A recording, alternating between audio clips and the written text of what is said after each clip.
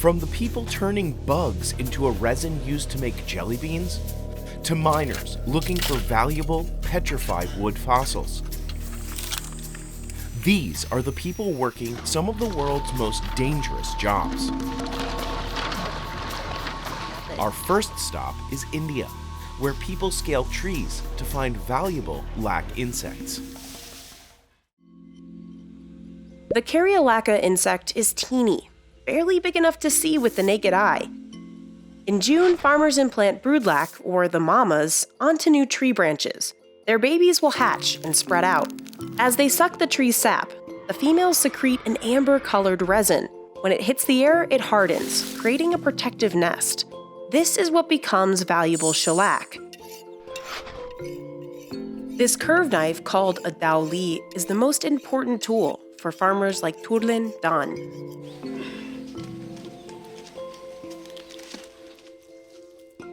She climbs up to 20 feet to reach the small branches where the insects grow.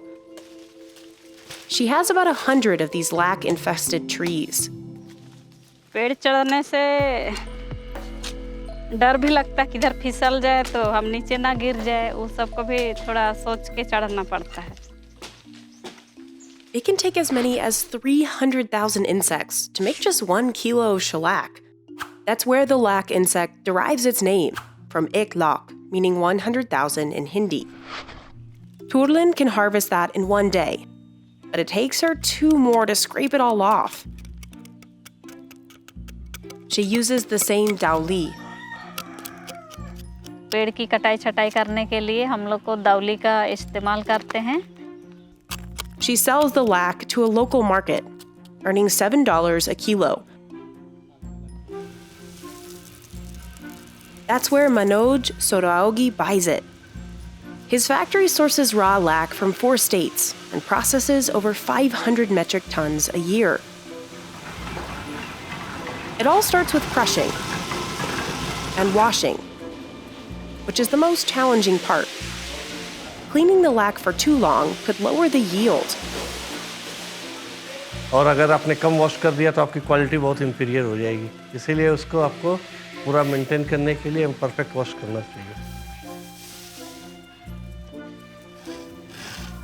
Then the lac has to dry to prevent mold and make it easier to extract the resin.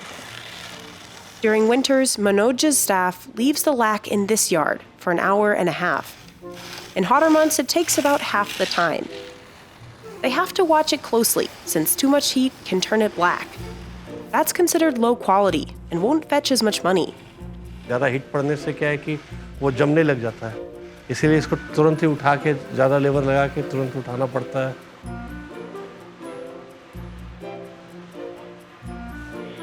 Next, the workers assign it one of 4 grades, depending on the size. They'll remove small sticks by hand. This machine separates any remaining stones from the mix. अगर इसको cleaning नहीं करेंगे तो इसमें काफ़ी ज़्यादा impurities हो जाएंगी. मेल्ट करने में भी प्रॉब्लम आता है, इसलिए इसको क्लीनिंग करना जरूरी है.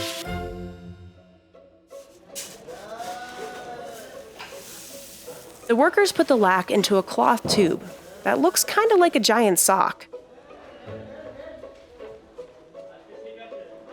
They twist it so the mixture moves toward the kiln and spin it until the lac melts.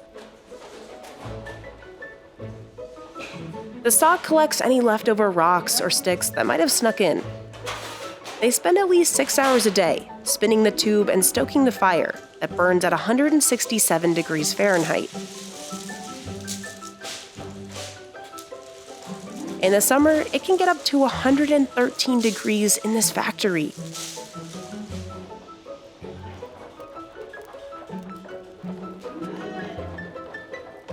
These symmetrical circles are called button shellac, which are used to make bangles.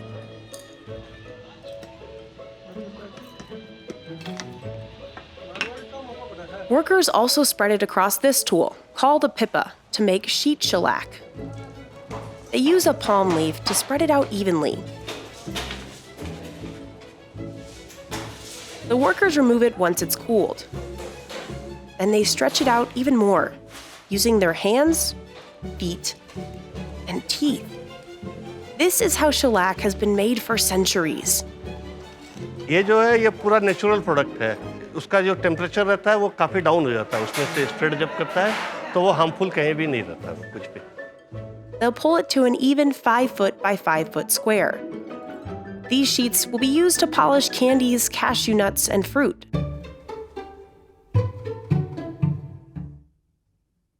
Machines have largely replaced the traditional hand-stretching method. This one presses out thin sheets, sort of like a pasta maker. It processes most of the factory's lac, making shellac 4 times faster than by hand stretching. The workers give it one quick tug and then rip it off. They'll hang it up to harden and cool, and then chop it into hair-thin pieces. These will stiffen into shards, exported around the world. Manoj can sell the refined shellac for almost double what he paid for it.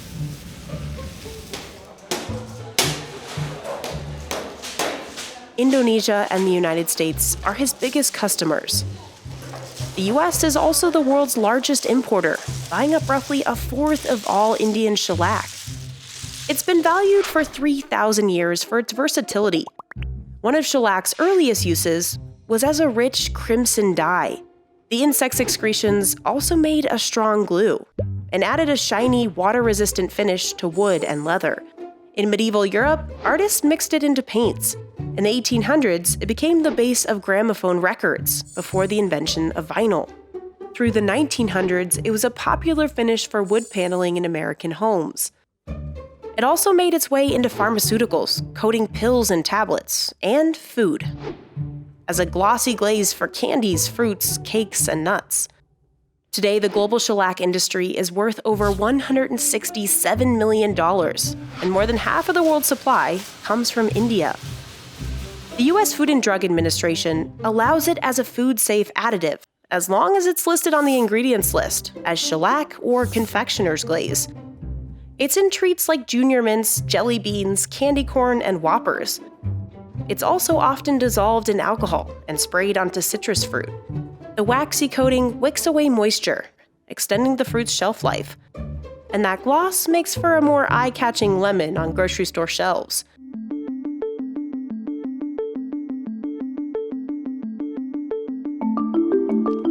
Thousands of people in Turlin's village depend on shellac for a living, but the price has fluctuated a lot.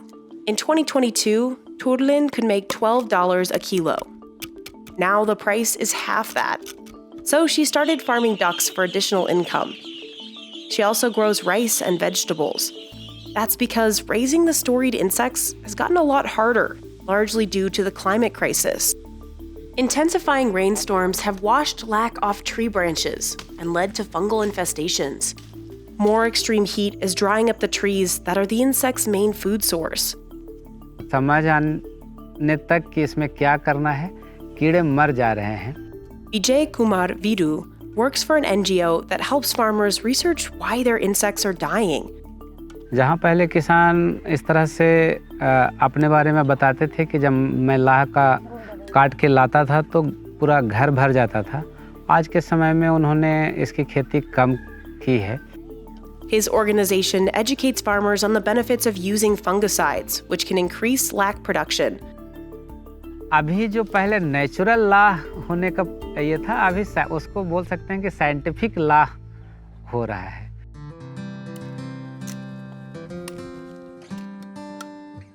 Armed with a little help from science, Indian lac producers are fighting to keep raising their amber insects for generations to come.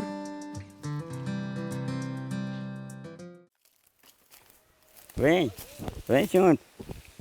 Aqui tem cacho, aqui, olha aqui, ó, açaí, olha aqui, açaí, ó.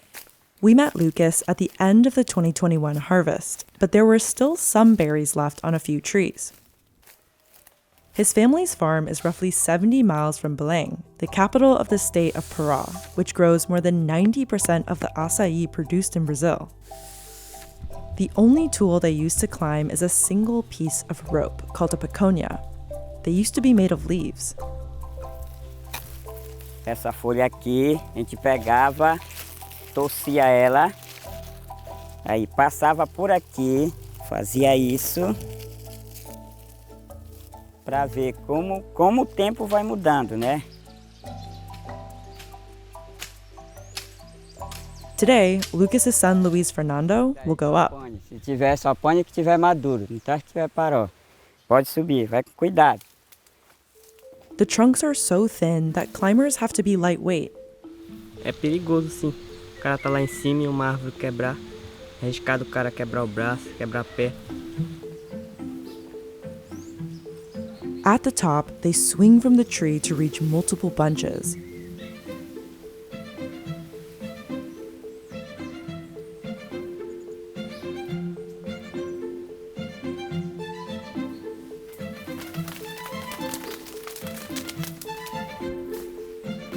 Going down can be dangerous too, especially while carrying a large knife and holding an armful of branches. Dropping them could damage the fragile fruit. Graças a Deus eu nunca caí dessa iseira. Quero que isso não aconteça comigo. Eu já caí 3 vezes dessa iseira, não me bati nenhuma vez, graças a Deus. And the risks don't end at the climb. Exclusivamente a gente anda nessas áreas, tem muitos animais, né, que nem cobra.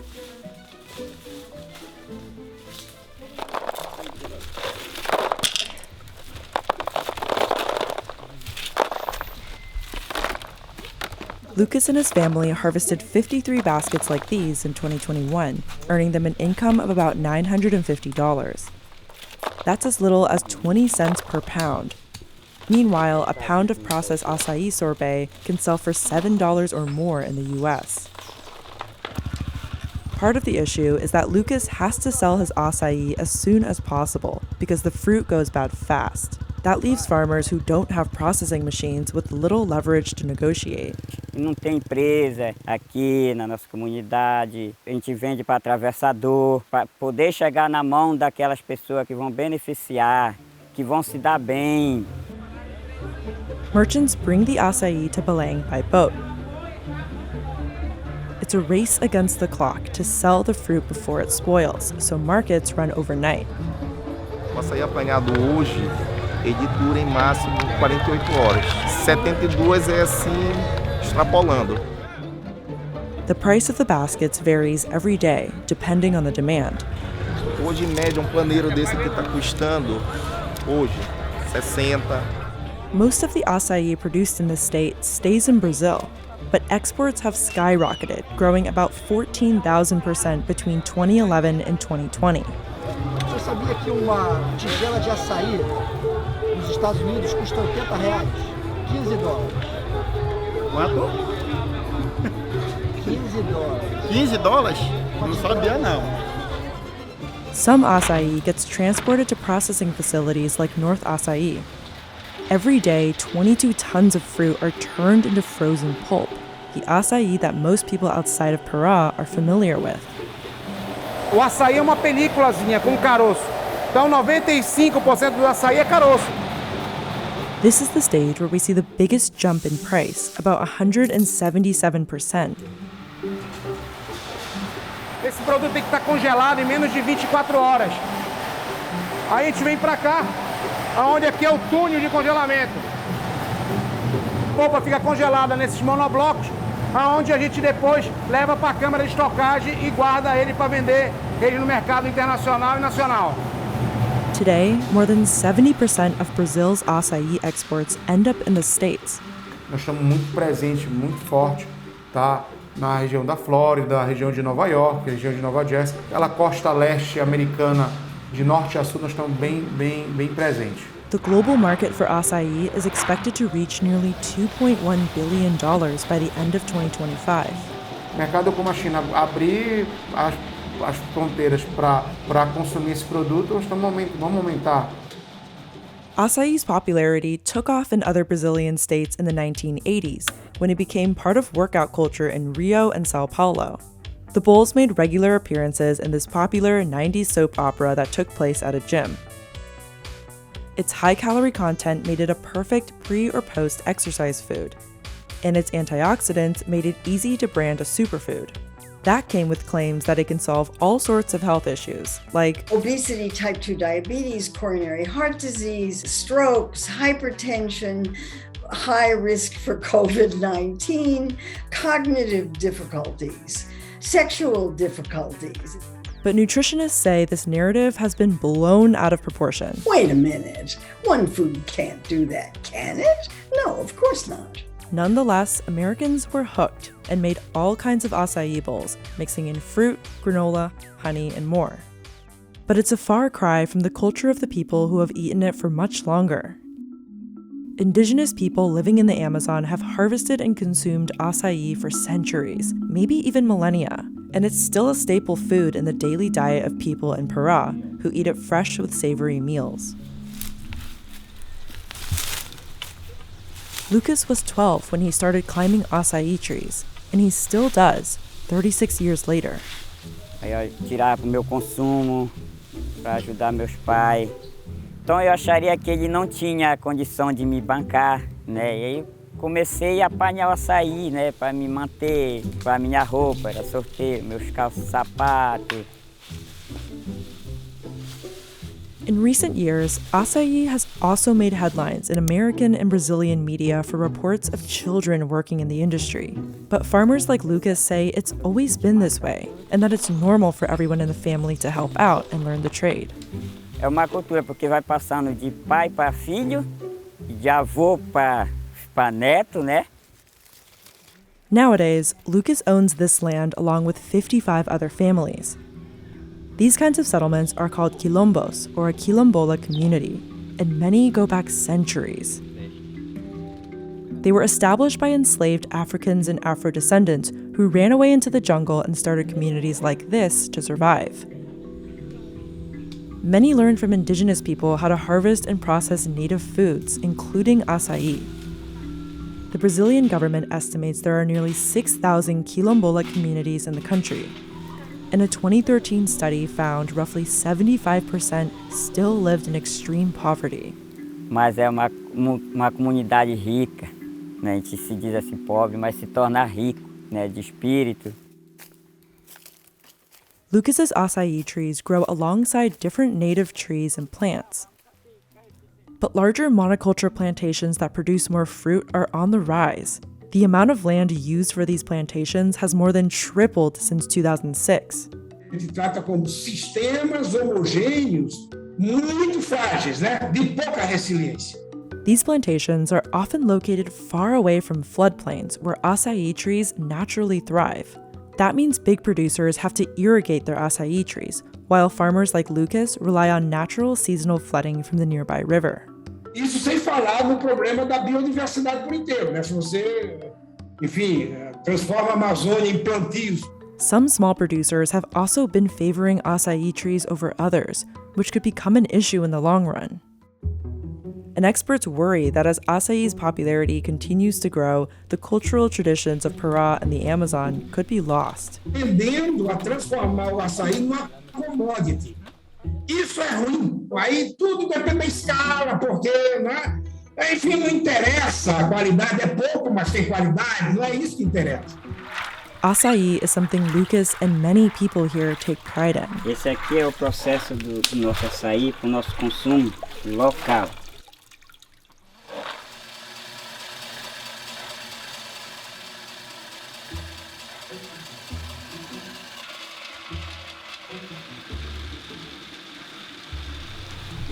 Isso. Olha aí, a gente bota um pouquinho de farinha aqui dentro, né, do açaí. Tira aqui um pedacinho dele aqui, um pouco do feijão, um pouco do arroz. Aqui. Aí um pouquinho do açaí. Então experimente como nós, para vocês sentirem o sabor do nosso açaí paraense, o açaí normal, puro. E vocês vão ver a delícia que é o nosso açaí. Obrigado. This man is risking his life to hunt for tree fossils that are 20 million years old. It takes a perfect combination of rare events for wood to transform this way. First, you need a lack of oxygen to stop decomposition. That can happen when a tree falls into a river or is buried under wet soil. The water swells up the wood, opening its cavities. Then, you need a volcanic eruption so silica from the ash can seep in and fill the spaces. It will start forming crystals, copying the exact texture of the tree, molecule by molecule. Over time, the entire trunk crystallizes into different kinds of solid quartz. It's one of the hardest materials on Earth. Miners can feel it underground with an iron rod. Gede nih, lebar sini. Keras, emang keras. Jadi kalau kita ditusuk itu pakai besi, itu suara itu nyaring bener. Eli Suhaili dug these mines himself with the help of his coworkers.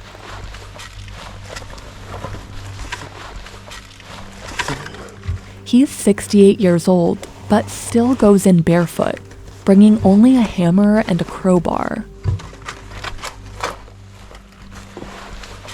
This mine is about 10 feet deep. It isn't reinforced or secured in any way, and there are no ventilation shafts.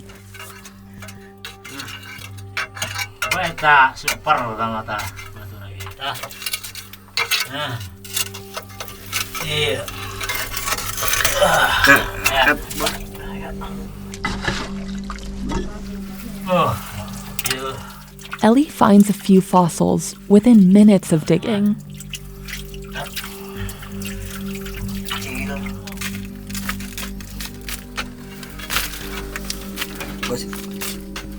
He scrapes at the walls to see if there's any wood hidden there.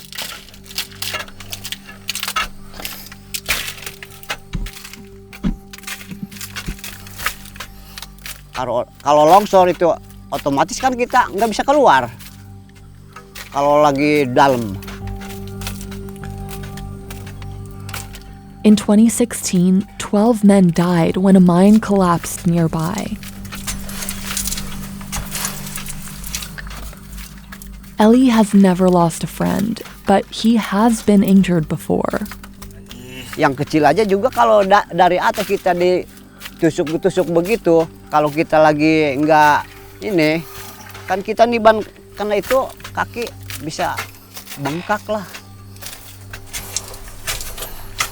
Digging here technically requires a permit, but officials will only issue them if miners have the right kind of equipment. Eli says most can't afford it, so they risk working illegally. Ada juga kalau kita nggak ini mah. Dan juga kita kalau punya orang aja juga kalau nggak ini mah sama orangnya gitu. Ada khawatir kalau nggak ini mah nggak beres obrolan gitulah. Today, this is the biggest log they found. It's about 3 times heavier than a piece of wood of the same size.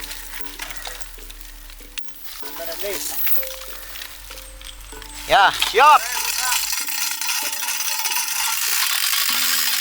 Udah bisa ditarik belum, Pak?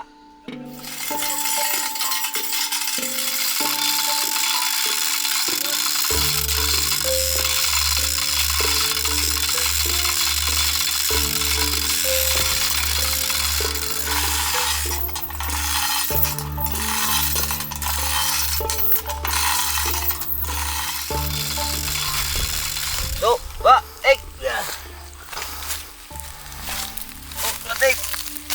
Ya capek mah capek Bu.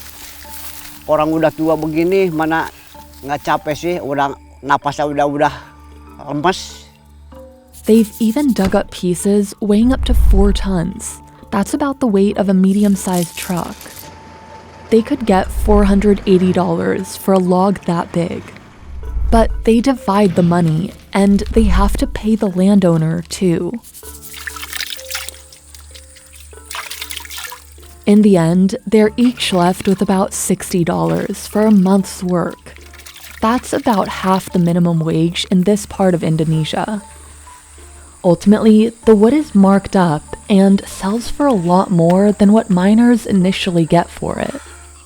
But Ellie says mining is more stable than other jobs because there's so much petrified wood here. Ya mau juga, mau sih. Cuma saya itu belum ada yang bisa menanggung jawab saya, Bu.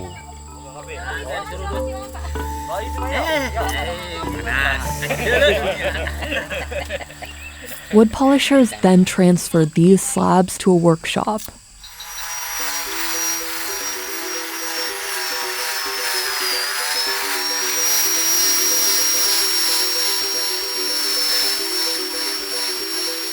"37-year-old Suheli has been polishing pieces for almost a decade, turning them into plates, stools, and tables. Kalau kayu mah nggak keras, kalau ini mah keras. Jadi kalau ini mah pasti kan ada motifnya gitu.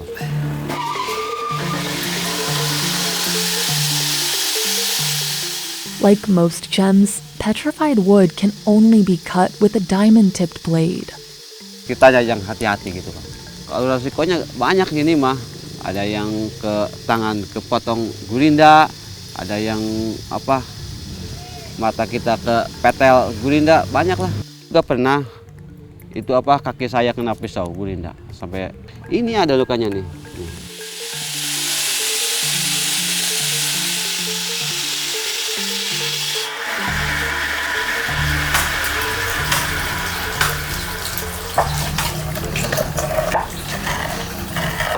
The fossils in this part of Indonesia come from a kind of tree called sempur. They were alive 20 million years ago, when the earth was warmer. As the wood hardened into rock, it turned beige, white, or this black color. Yang karakternya bagus, gampang diolah, pesanan yang pesan seles gitu, yang mau pesan ukuran berapa gitu, harganya lebih mahal lagi. It can take up to 3 weeks to make the bigger items, like this table. He can finish smaller ones, like plates, in 2 days.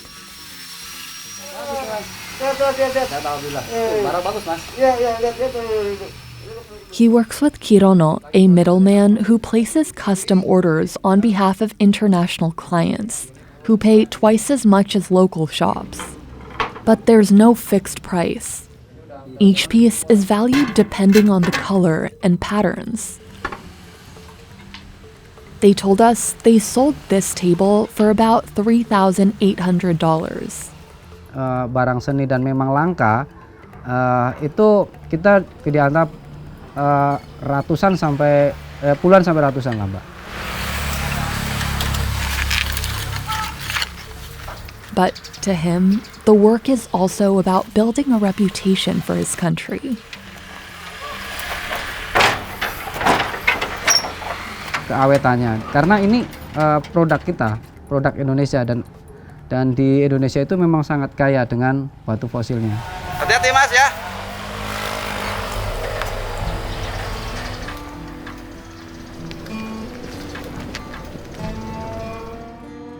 Halfway across the world in Arizona, this national park holds more petrified wood than anywhere else on Earth. Here, it's much older than in Indonesia, about 200 million years old, from the time dinosaurs still roamed the Earth. Paleontologist William Parker took us on a walk through this forest frozen in time. These trees give us clues of what lived and grew during various times in Earth's history when, say, CO2 levels are at a high level and there was no polar ice. By examining the color and thickness of the tree rings, scientists can sometimes figure out what the climate was when the tree grew. They can then use that data to figure out how different weather conditions could affect life as we know it. Even today, the earth is changing. It's important for us to understand what makes it in those type of environments. Taking even a chip of petrified wood from here is illegal. But officials say tourists steal some anyway. Come on, just go ahead. I'm clear of Highway 180. Copy, thank you. 1555. Though sometimes they send it back. As much as, we'd like to tell people they'll be cursed if they illegally collect wood, they're really not cursed, except for maybe a guilty conscience. Because what happens is people start sending us back a whole bunch of stuff. The US government spends about $4 million annually to maintain and preserve the park. But without federal protection, this natural and scientific wonder could disappear. Trees are a major part of our ecosystem, and we need to understand everything we can about them. And hopefully we can better manage those ecosystems or make changes that'll give them the best chance for success. In 1941, researchers tried to figure out how much the petrified wood here is worth. They estimated that all the visible pieces in this park would amount to about $200 million when adjusted for inflation. And that doesn't even account for all the trees that are still buried. But the park does not place importance on the monetary value of this wood. So if we were to collect every single piece of petrified wood on Earth and put it in stores or collections or in people's houses, we lose to scientific context. All across the US, people can mine on property they own and sell their pieces for thousands of dollars. This furniture store in New York City has petrified wood items ranging anywhere from $500 to $5,000 each. Philip Tuan travels to Indonesia himself to pick out these finds, but he doesn't buy from the people we followed for this story. Petrified woods are very unique. You can't expect what you're going to get, right? Before the petrified get milled and cut open, sometimes you don't see what's inside there. Stumps sell for anywhere between $1,400 and $1,800 each. The bigger items, like tables, go for more, ranging in price from about $1,000 to $5,000, depending on the size. And it's a piece of the heritage of the whole planet. It's just, it's really heavy, solid. It's not going to break down or do anything. It's just always going to be beautiful forever. So that's pretty cool too. Back in Indonesia, miners like Ellie don't have the privilege of buying these pieces. Habisnya susah bikinnya. Bikinnya juga mahal. Jadi nggak kebelilah. Dan juga dipakainya kita mana berat untuk kita mah lah nggak sesuai aja pakai piring begitu. Ellie didn't get past elementary school because he had to start working. He used to be a motorbike taxi driver, but it wasn't enough to sustain his family. So he became a miner, like most other men in this area. Iya, ngingetin, hati-hati ya Pak, kalau berangkat kerja itu ibu takut khawatir ya, namanya di bawah, takut tutup lagi tanah apa. They own only a petrified wood tray, a small memento from all of Ellie's years of mining. Kalau ibu sendiri mah Bapak pengen berhenti, kalau ada biayanya makan. Kalau berhenti makan dari mana ibu?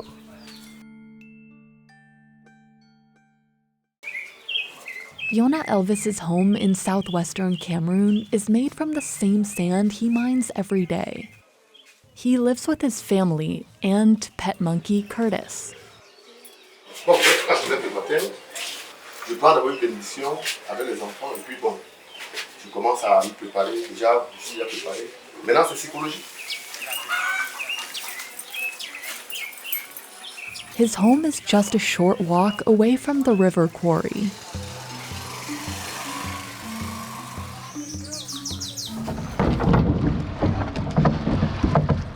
There, he meets up with his diving partner, Njombi. They can look out for each other in case of emergencies. C'est un métier qui nécessite la force, le courage, la persévérance.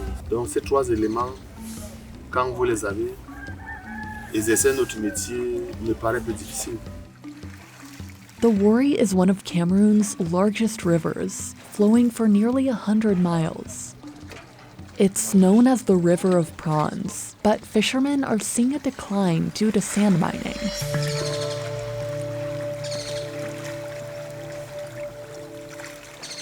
Once they reach the deepest part, Njombi pushes the stick into the ground to anchor the boat.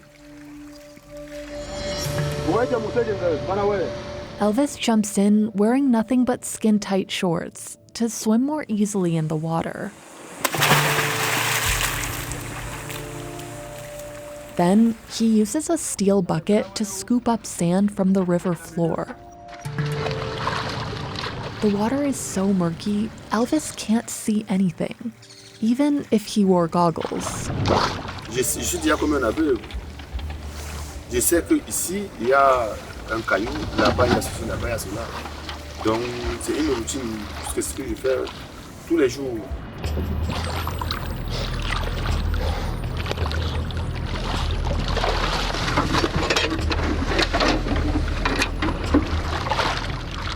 After 12 years, he says he's mastered the art of controlling his breath and conserving his energy. Je peux retenir mon souffle dans l'eau. Je dirais même à plus d'une minute. Mais quand je suis en train de travailler, le rythme devient autrement. Parce qu'il va falloir une rapidité. C'est des entrées, des sorties, des entrées, des sorties, entrées, sorties.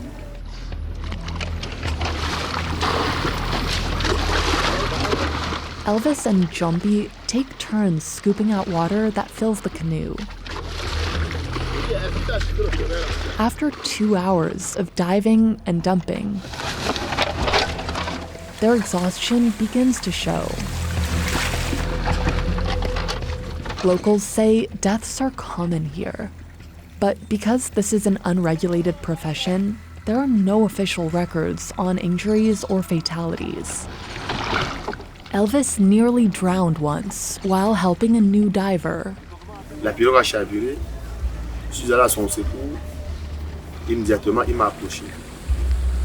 J'ai essayé de faire tout et tout pour pouvoir m'échapper entre ses mains. Il n'y avait pas moyen. By the end of Elvis's 4-hour shift, he's excavated 9 tons of wet sand. That's equal to the weight of 2 African elephants. His boss, who owns the canoe, will sell this sand to local contractors and pay each of them about $12 a day. It's more than Elvis can make from fishing, but it's barely enough to afford 3 meals a day. Elvis and his family of 4 scrape by on this salary. Mon rêve, n'est-ce pas, dans ce métier, c'est pouvoir travailler, économiser un peu d'argent, chercher quoi faire d'autre, pouvoir, n'est-ce pas, entretenir ma petite famille. But some people are in the line of work for other reasons, like miner Conjean Simon, who views it as a sport. He competes in local sand mining tournaments and says he's earned the title of champion. m'a donné plusieurs noms. Gros bras, l'animal. Gon spends 30 minutes exercising every morning and even runs to the quarry. His role model is Africa's first heavyweight UFC champion, Francis Ngannou. Today, he's seen as a local hero in this region. Someone who escaped a life of poverty to become one of the best MMA fighters in the world. Ça me fait chaud au cœur de voir toute la population qui est là, tout le monde qui s'est mobilisé pour cet événement, pour la bienvenue à la maison. Meanwhile, Gon continues to plunge 23 feet underwater to test his strength and earn enough cash for him, his wife, and 2 kids. Some of the sand is exported to countries like South Africa, the Central African Republic, and even France. But as Cameroon is in the midst of a construction boom, most of this sand is used locally to make concrete. Demand for sand across the world has reached 50 billion tons per year, enough to build a 9-story wall around the planet. The kind found in riverbeds comes from rocks that broke apart over millions of years as they traveled downstream. The coarse, leftover grains are sharper and can carry more moisture than desert sand, which makes them the perfect binding material for construction. In 2022, the global market for construction sand was worth about $23 billion. It is expected to grow to $46.5 billion by 2031. The United States is the world's top producer, while China is the biggest consumer of sand. But it also produces its own. Boyang Lake in Jiangxi province is the biggest sand mine on the planet. Satellite images show just how much excavation has changed the northern branch of the country's largest freshwater lake, more than doubling its surface area from 1997 to 2019. The lake is also a key flood outlet for the Yangtze River and its tributaries, all of which are mined excessively too. All this mining is causing water levels in the lake to fall abnormally during winter months, endangering aquatic animals like porpoises and populations of migratory birds. Other countries have similar problems. In Cambodia's Mekong River, barges scrape out more sand than can be naturally replaced. This kind of large-scale dredging caused riverbanks to collapse twice in 2021. The river becomes deeper, and the way that the river will flow will either be faster or slower, depending on how the shape is affected. And that has consequences on river flows and on potential flooding or drought. Dams upstream have also reduced the flow of sediment to the lower part of the Mekong. Experts say mining is also to blame for erosion along Cambodia's coastline. Anything that we take out of the environment has an impact. If you take the sand from rivers, that sand will not reach the coastline. So eventually it will lead to coastal erosion. Mining is also taking a toll on local fishing villages. Tin Yusos lives on a boat with his wife and granddaughter. He makes a living fishing in the nearby Tonle Sap and Mekong rivers. But he says work is tough lately because all the dredging has disrupted the fish supply.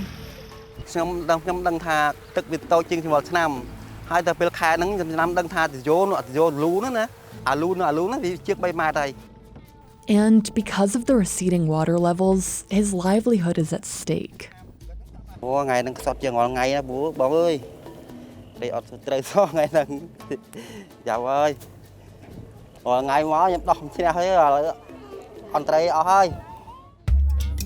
But here in Cambodia's capital, sand is fueling a housing boom. Since 2003, developers have filled in 60% of Phnom Penh lakes with sand to create prime real estate for villas and shopping malls. But people who have lived and worked on these lakes for decades now face eviction as trucks full of sand and gravel get closer and closer to their homes. Cambodia also exports sand. UN data for the past decade shows the country sent $27 million worth to countries like Singapore, Thailand, and China. Rapid urbanization around the world is what's driving up demand. In India, 25 to 30 people are migrating every minute from rural areas to cities. By 2030, the country's urban population is likely to reach 600 million. And they will all need housing. So India is excavating sand too. Here, miners extract it from the Becky River, using basic equipment. It's polluting the water and destroying riverbeds and fish populations. But for some, mining for sand is as valuable as finding gold. And many work illegally, in dangerous conditions, because the money is worth it. They can earn up to $15 for a boatload of sand, which is 4 times the average daily wage in India. Now, sand is being mined faster than it can be replaced through natural geological processes. So, some companies are now manufacturing it to help reduce the impact on rivers and lakes. They crush bedrock, often from old construction sites or demolition waste. This creates particles about the same size as sand. They are filtered and washed to remove impurities like silt or clay, which can damage concrete. That's why experts say manufactured sand is even better than natural sand for building. But crushing and grinding M-sand can pollute surrounding soil and water. And it's more cost-effective because it's often produced closer to construction sites, bringing down the cost of transportation. But back in Cameroon, people still continue to mine from riverbeds. Si, n'est-ce pas, une technologie venait apprendre ce métier pour pouvoir extraire du sable, c'est que la plupart de nous,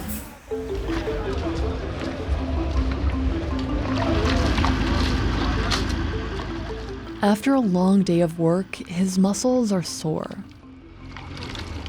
So he kicks back and relaxes with his colleagues at the local bar. la chose que j'aime le plus dans mon métier, moi je dirais, c'est mon entourage. Mon entourage.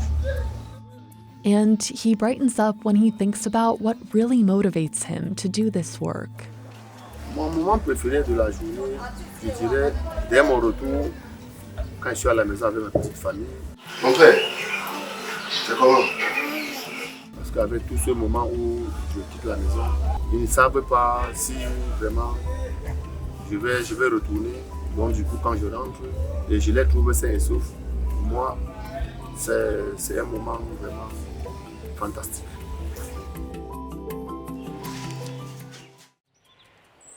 Lush rainforests surround the small village of Nithulpitia, where Neil Suresh Abesikara grew up. The soil here is fertile, and many people grow their own vegetables. But the main source of income is graphite mining.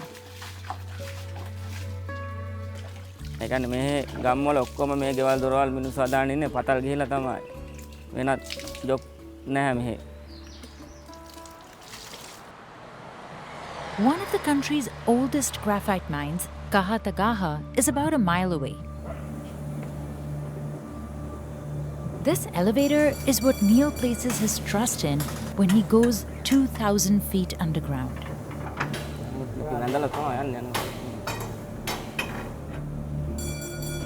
There are about 12 levels in the mine.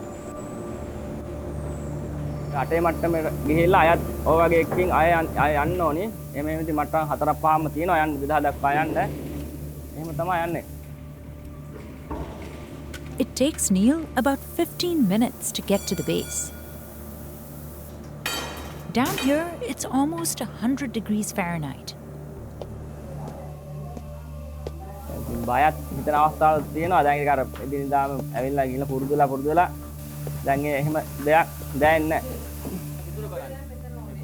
The Kahatagaha graphite mine is owned by the Sri Lankan government.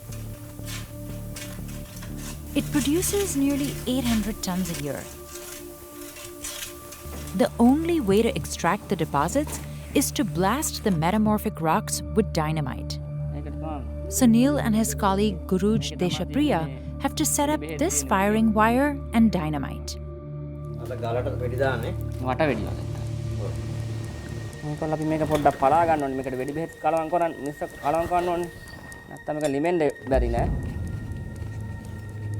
They secure the ends with old papers.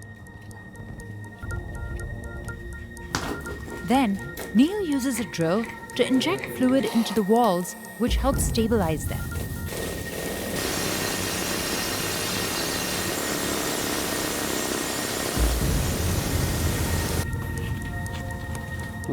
They feed in the wires and dynamite and cushion them. It's important to fully seal the hole so the explosion can create an impact through the wall.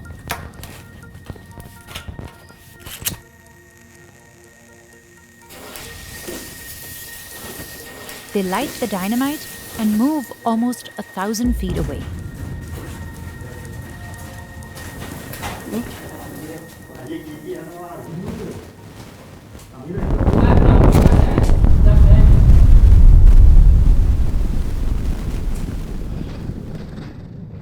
Then the men collect the graphite in these carts and move it out through the elevator. But if there's a power cut, things can get dire. හදිසියේ විදුලිය විසන්ධි වුණොත් එහෙම අපිට ඉනිමන් වලින් තමයි එන්න තියෙන්නේ මේ තියෙන්නේ මේ වගේ ඉනිමන් අඩි 2000 ඉඳලා මේ වගේ ඉනිමන් යන පාරේ හයි කරලා තියෙන්නේ මුදුන්ට මේවා තියෙනවනේ මේකේ තමයි යන්න ඕනේ. But there's so much more in these walls that miners can't access because their techniques and tools are nearly 150 years old. Like this small cart, which can carry 2 workers at a time deeper into the mine. මේකට තමයි අපි වින්චේ කියන්නේ මේකේ තමයි මේ driver මහත්මයා තමයි ඉන්නේ මේ නම් බෙල් ගහපුවාම බෙල් 3ක් ගහපුවාම තමයි පල්ලයට බාන්නේ.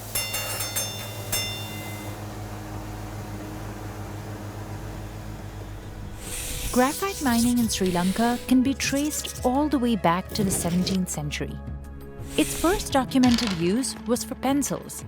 But by the early 20th century, British colonizers were mainly using it to make bombshells and cannonballs.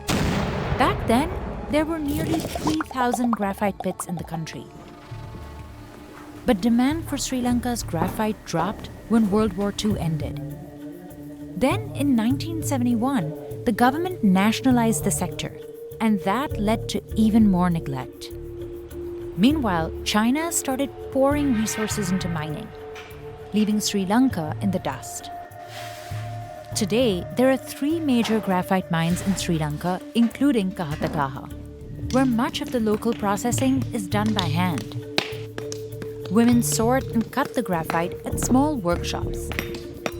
The purest kind has higher levels of carbon, as much as 95%.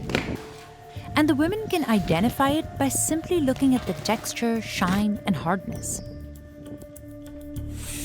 Currently, Sri Lanka produces about 3,000 tons of graphite a year, while China churns out nearly 850,000 tons a year. Graphite's main use these days is in lithium-ion batteries found in smartphones and laptops. And it makes up the largest part of any electric vehicle. EV batteries have a positive side and a negative side, and graphite is that negative side. The mineral is highly conductive, resistant to heat, and can store energy for a long time, making it ideal for EV batteries. That industry is expected to triple from $56 billion this year to $187 billion by 2032. When you're looking at millions of vehicles being produced every year, you're going to need quite a lot of graphite to do that. To keep up with demand, China is also making synthetic or artificial graphite.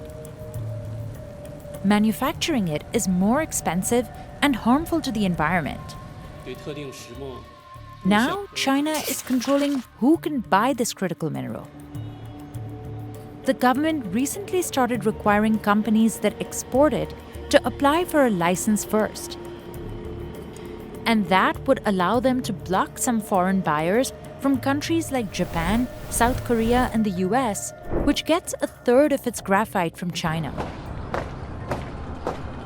Experts say it's a power play as the 2 countries compete for dominance. China could use this to pressure the US on an array of political issues, from the control of Taiwan to the South China Sea. So now the US is looking into other sources. And that could be Sri Lanka's chance to step up. Companies like Ceylon Graphite are testing the material for lithium-ion batteries and have seen positive results.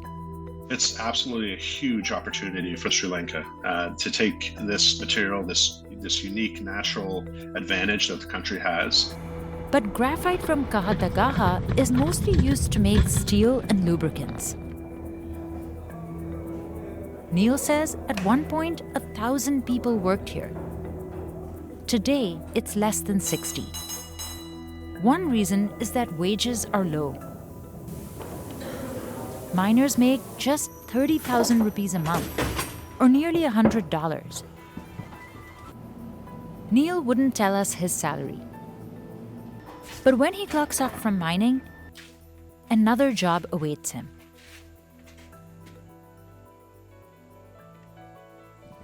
He also sells vegetables that he grows in his garden.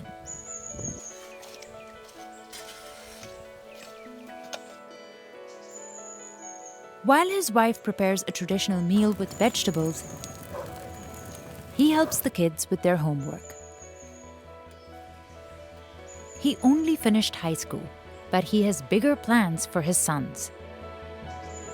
The oldest is learning Korean and wants to study abroad.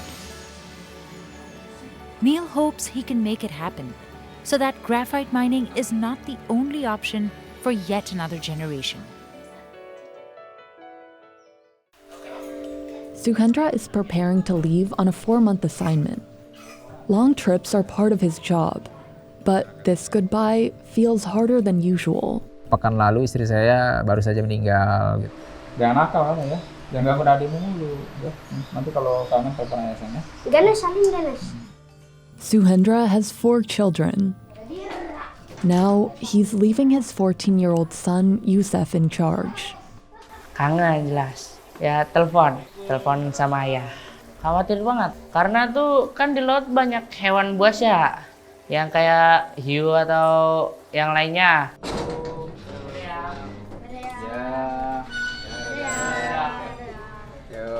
Hati-hati ya. Ya. Kayak gitu kan, karena ya kerjaan sekali dalam sebulan bisa lah kita menghidupi beberapa bulan kita di rumah lah gitu kan. Pelan-pelan aja.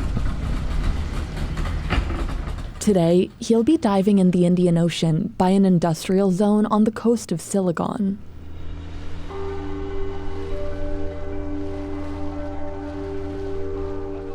He'll be working below a pier that's still under construction, about 1.5 miles from shore. His job is to attach a white box called a sacrificial anode to the iron pillars. The anode is made from a more reactive metal, usually zinc or aluminum. It will rest in place of the column, saving the main structure. The anode has to be replaced every 5 years. There are 900 pillars here, and Suhendra's company is responsible for 471 of them. Suhendra will dive with his mentee, 27-year-old Rangga Ahmed Maulana. Kalau gugup, khawatir mungkin di hal yang baru, lokasi kerja baru, habit baru gitu.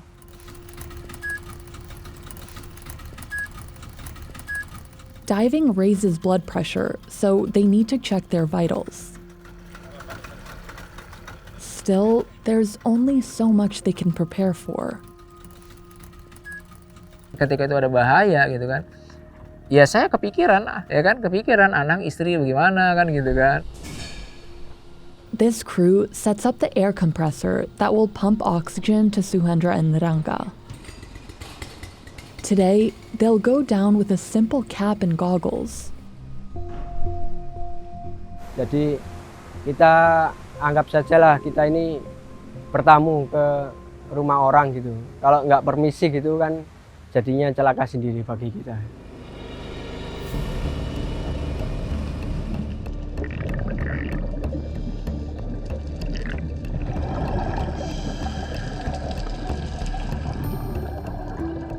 Instead of carrying a tank on their backs, the men breathe through this blue tube called an umbilical. It's the only thing tying them to the boat. Itu biasa terjadi ketika kita kerja tuh di area pelabuhan gitu, area pelabuhan yang keruh-keruh ya. Itu keruh sekali. Jadi ketika kita masuk ke dalam, kalau kita tidak bawa downline atau navigasi khusus ya, itu kita sangat mungkin tersesat. The anode is lowered with the help of a rope.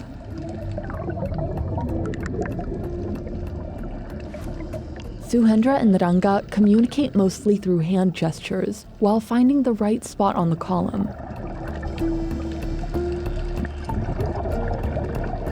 Kita bersihkan area yang mau kita las. Kita bersihkan dari bernekel atau penghalang ya gitu. After about 15 minutes, they strap it to the pillar and start welding. This is where the real danger begins.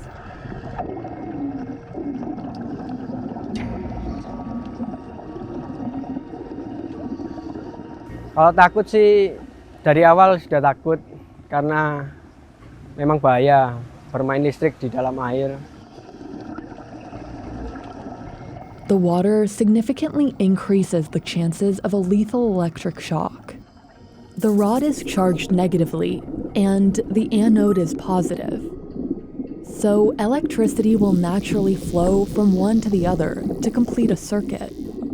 But you need a lot of electricity to melt the rod and attach the box to the pillar. The heat forms gas bubbles that act as shields, stopping the electric current from escaping.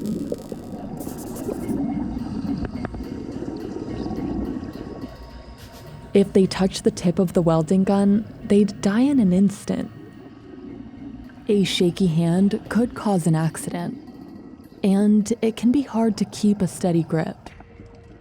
Saya pernah itu arus berputar, saya pernah kena gitu, kelempar. Saya pernah juga terhimpit ketarik arus yang sangat kuat sekali, sering juga. They wear only 2 sets of gloves and a standard wetsuit. In the US, divers use a lot more protection, but they're still about 40 times more likely to die on the job than the average worker, making this the deadliest job out there. Ranga has been shocked before, but he was lucky he didn't become unconscious. Mungkin terkejut aja, jadi nggak sampai impact-nya nggak sampai membuat.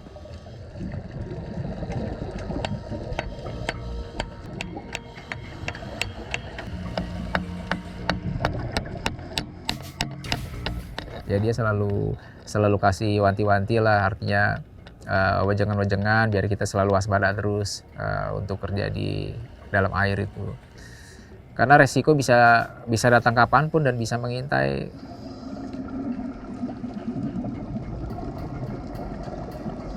It takes the divers an hour and a half to attach one anode. They swim up every time they finish one.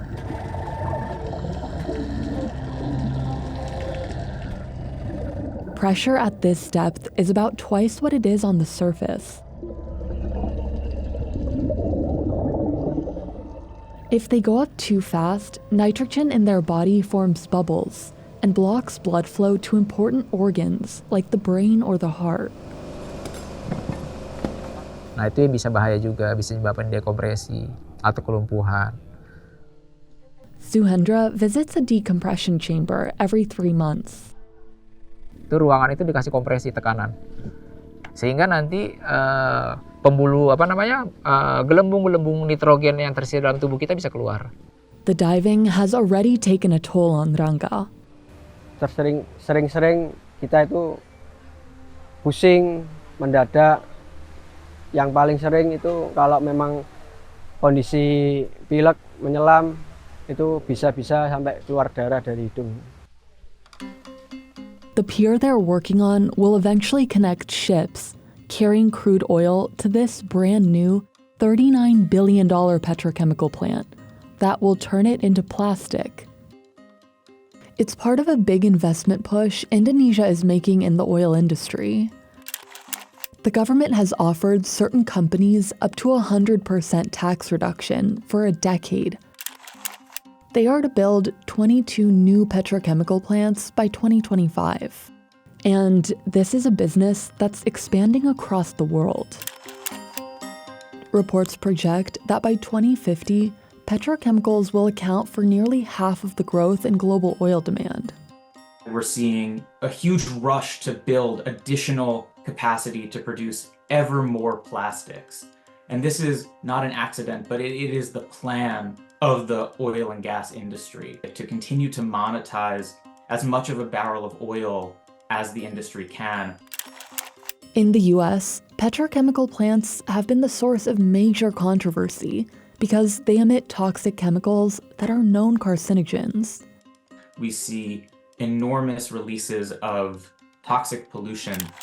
Human rights organizations have called the areas near the petrochemical plants sacrifice zones. They also pollute waterways.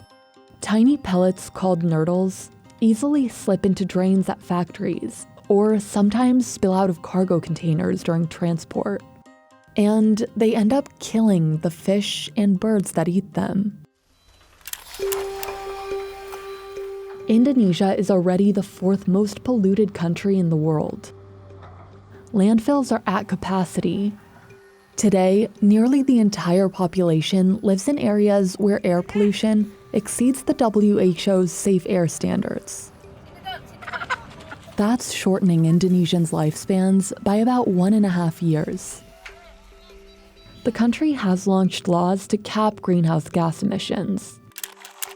But reports indicate those are rarely enforced. Now, experts fear that building petrochemical plants will create more problems. So the plastics industry has done a good job of convincing the public that the plastics crisis is one of consumer behavior, that the problem is litter, and that couldn't be further from the truth. The government has promised the investments will create thousands of jobs. And in a country where 25 million people live under the poverty line, surveys have found that many here are more concerned with economic prosperity than with environmental issues. Saya rasa cuman saya niat kerja gitu, saya niat mencari rezeki, kemudian saya juga bersahabat dengan alam, jadi alam tahulah mana yang terbaik buat kita gitu. Yes! The crew is done for the day, but it will take them another 4 months to finish all the pillars. The construction phase alone has employed 13,000 workers so far. Once this plant is completed, it will need 1,000 workers to keep it running. Saya anggap sih begitu karena memang pekerjaan saya ini hampir jarang orang itu menekuni pekerjaan ini. Suhendra is looking forward to seeing his children again soon. He says his son wants to do the same work one day. But Suhendra worries that these waters might be too polluted by the time he grows up. Jadi dulu kakek saya pernah cerita, kita nangkap ikan aja, kita lempar aja ikan sudah dapat kan gitu kan. Coba kita lihat, kita harus agak menjauh dulu untuk cari ikan. Itu tandanya apa? Artinya ekosistem laut kita yang sudah dekat-dekat sudah tidak baik kan gitu kan. Jadi saya gimana ya, jadi laut itu harus kita jaga lah, harus kita jaga bersama. Jadi laut itu bukan tempat sampah juga.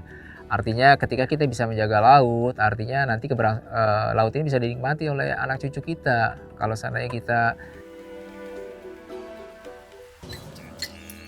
This lab is one of the only places in Australia milking snakes. My mum, in particular, thinks I'm a lunatic because I wanted to do this for a job. Billy cares for 300 deadly snakes.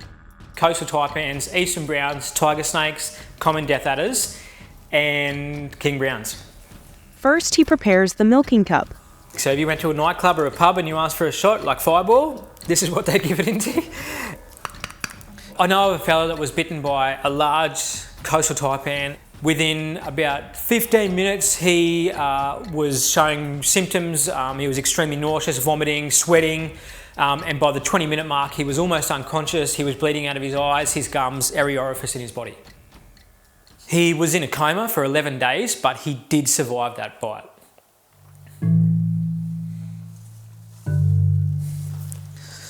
So this is a tiger snake. So these guys are literally one of the most toxic snakes on the planet. And you can see I'm using the snake hook here to keep the head away from my hand and the rest of my body. And when we're coming into the milking process, basically I drop the hook like that. I have the snake in my right hand. We've got a soft pinning pad there. So this is basically like a foam mattress. I got my pinning device, which is a clear Perspex disc. So what we do is we flick the snake onto the pinning pad like that, apply the pinner, and I can see exactly where its head is, and I can have my fingers right there, ready to go. And so that's the snake restrained. And the next part is where I actually milk the snake. So what he's going to do is he's going to think he's bitten me. There we go. Nice yield there. And that amount of venom, that's enough to kill over 50 adult men. There are about 600 species of venomous snakes around the world. Concentrated in these hotspots, Australia is home to more than 100 of them. Australia's got more venomous snakes than non-venomous snakes. We're the only country in the world with that. Each snake's venom is made up of a unique cocktail of toxins that attack your body. A king cobra's venom often goes after the nervous system and can kill a human in 15 minutes. A viper's venom can stop blood from clotting and cause internal bleeding. And in rare cases, bites can stop your heart. Each week, Billy milks over 100 different snakes, including this coastal taipan, one of the most dangerous in Australia. Its venom could cause paralysis. Taipans are so reactive and they're so smart and calculated. They do make me very nervous to work with.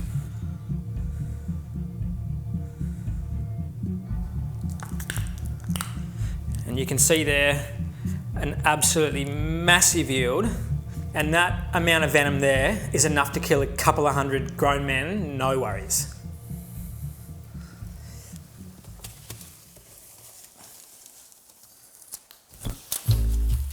So once we milk the snakes, we then freeze it, just in a basic freezer. So the venoms are stored with the different species, and you'll notice taipan venom, once it's frozen, is actually pink. So all the different species have actually got different coloured venom. And down here, we've got the tiger snake, and you can see it's like a light yellowy sort of a colour. Eastern brown's clear. The king brown is a really rich, deep, dark yellow, like you can see here. A few months later, when we've got enough together, we'll actually freeze dry it. We turn this on, we set it to minus 56 degrees Celsius, and basically it freezes, freeze dries, and draws all that moisture out within about 48 hours, and we're left with this crystallized product. Freeze-dried venom is easier to transport and lasts longer. Billy says the venom from his lab has saved over 250,000 lives in Australia. It's a huge weight on our shoulders, but we're all extremely passionate and proud of the work we do here.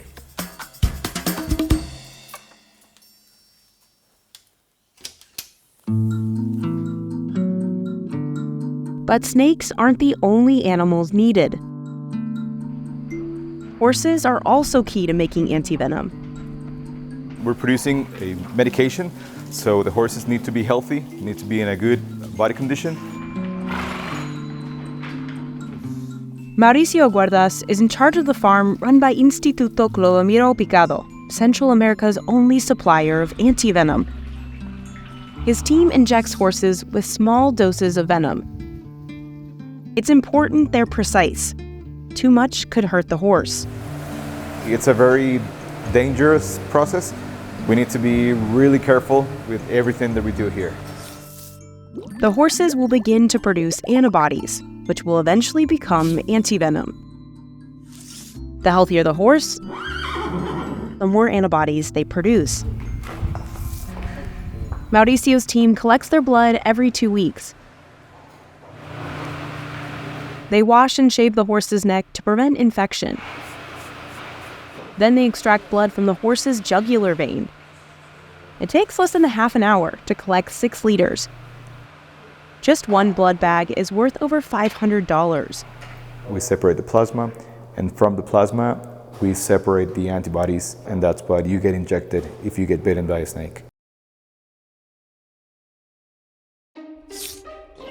Scientists have used horse blood to make treatments since the 1800s.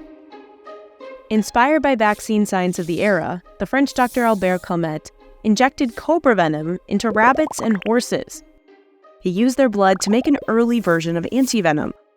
Animals like horses are still used today because they have a lot of blood to produce antibodies at scale. We're producing a medication that's able to save lives. It's something that's very appealing and very rewarding.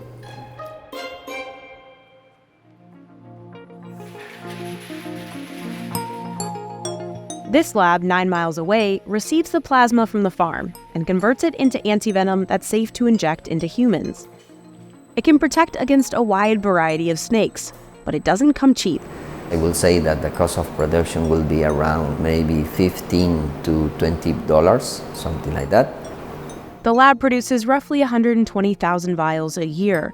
They end up across the Americas and Africa. Depending on the snake, we may require between 10 or 20 vials per person. The sooner a victim is treated, the more likely they are to survive and recover quickly. It's a recovery David Williams of the World Health Organization knows well. He has survived 6 snake bites in his life. The product we used in Papua New Guinea, we had a survival rate of nearly 99%. But not everyone has access to quality antivenom, and as many as 137,000 people die from snake bites each year. And there could be thousands more unreported. Every year, there are an estimated 58,000 snakebite deaths in India alone. The Irulod Cooperative collects most of India's venom. It pays its members to catch snakes, nearly $30 for a spectacled cobra, or about $3.50 for a saw-scaled viper seen here. The cooperative collects venom from India's 4 most dangerous snakes, which is blended together to make one antivenom. But roughly 65% of India's population lives in rural areas, far from city hospitals, making it hard to get antivenom to victims in time. The same problem exists in sub-Saharan Africa, where as many as 30,000 people die a year from snake bites. Many victims don't go to hospitals, so the data is hard to track. As the world doesn't look at this problem, it is the poor person at the end of the line in the community that cannot afford it that's the person that's bitten. Before his death in 2019, Royan Taylor dedicated his life to improving antivenom access for poor rural communities in Kenya. There is a need for antivenom because we don't have enough antivenom now. Alvia Ndonge's child was bitten in Kitui County, Kenya, about 100 miles east of Nairobi. Ilikaa black mpaka ikaanza kuoza yenyewe akaanza kutoa ile harufu ya kuoza. Sasa daktari akasema lazima hiyo kidole ikatolewe ndio isiharibu mkono yote.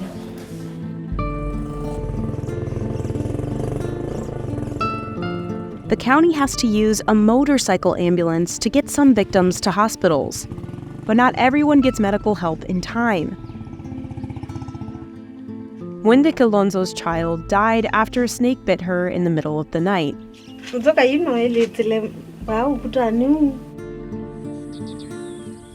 Niliamkia asubuhi nikaenda mtoni nikashota maji. Kurudi nilipatana na ule msichana wangu mkubwa. Kaniambia mtoto kutoka asubuhi hajaamka.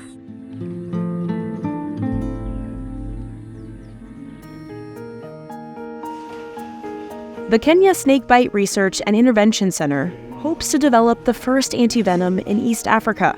No one has produced any kind of antivenom in Kenya. We call it African puffer. This is the most common snake we come across in Africa. It seems to bite many people.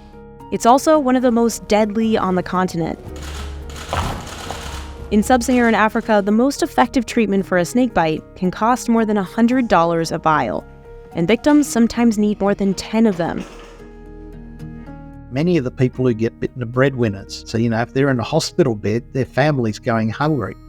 Many victims couldn't afford treatments, so some manufacturers stopped producing anti-venom for sub-Saharan Africa altogether.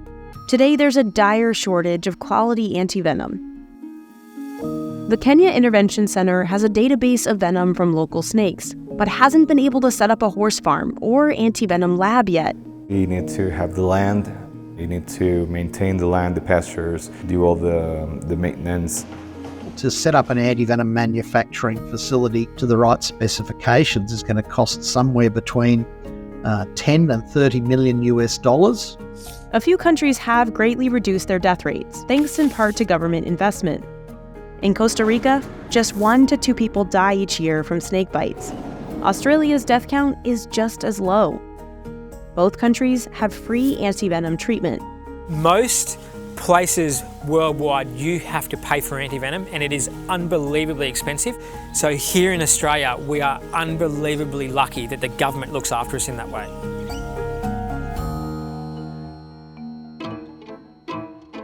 These are some interesting ones, yeah. Researchers like Matthias Bittenbinder are trying to make anti-venom cheaper and more accessible. His work is partly funded by the Naturalis Museum, which preserves 30,000 snakes for research. Some of the jars are over 100, 150 years old. This is a really interesting species. This is the Russell's viper, and this is one of the species that is most heavily feared in India, and also one of the species that we're studying in our lab. Matthias is researching ways to produce antibodies in a lab, which would eliminate horses from the process and require less venom from live snakes. You're not using the animals as the factories to produce the antibodies. You can produce them in bulk in the lab. So we're standing now in front of our chamber of secrets. And in here, this is where we keep our snake venoms. He's studying how venom affects the human cells in this well plate. We have a venom of a rattlesnake, which we know is capable of destroying the cells. We can see these very prominent holes. So you can imagine that when you get bitten by a rattlesnake and then their venom's caused to punch holes in your blood vessels, then you will bleed out from the inside. Matthias hopes his research will help scientists develop an oral tablet that would work on all snake bites. It could be the Holy Grail, which makes it possible to neutralize the effects of all the different snake species. That would make it easier to get treatment to victims in rural communities hit hardest. This is my hope, and to be able to study these magnificent creatures and their effects, but also to help the people that need it the most.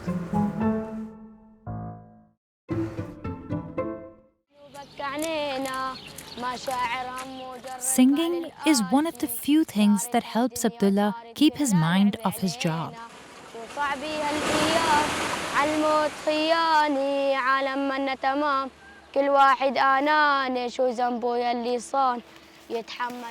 He dropped out of school when he was 7 to work at the Al-Habat landfill in Idlib.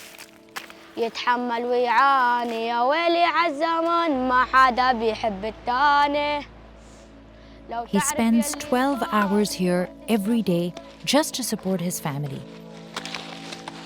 ما عندي رفقات كتير 1 2 أيام بلعب معهم نلعب طابة شيء إذا ما اشتغلنا كل يوم ننكسر هيك الحياة. This used to be an old stone quarry until 2006. Now, garbage trucks dump trash at least 50 times a day without any warning. الواحد يكون فوق بأمان الله وقت نسمع صوت شيء. Abdullah mostly searches for copper, the most valuable material around here. He finds it in broken engines or old electrical wires. But he can also make some money from recycling nylon and aluminum. The trash is mixed up with hazardous items, like old medical waste that could be radioactive or infectious.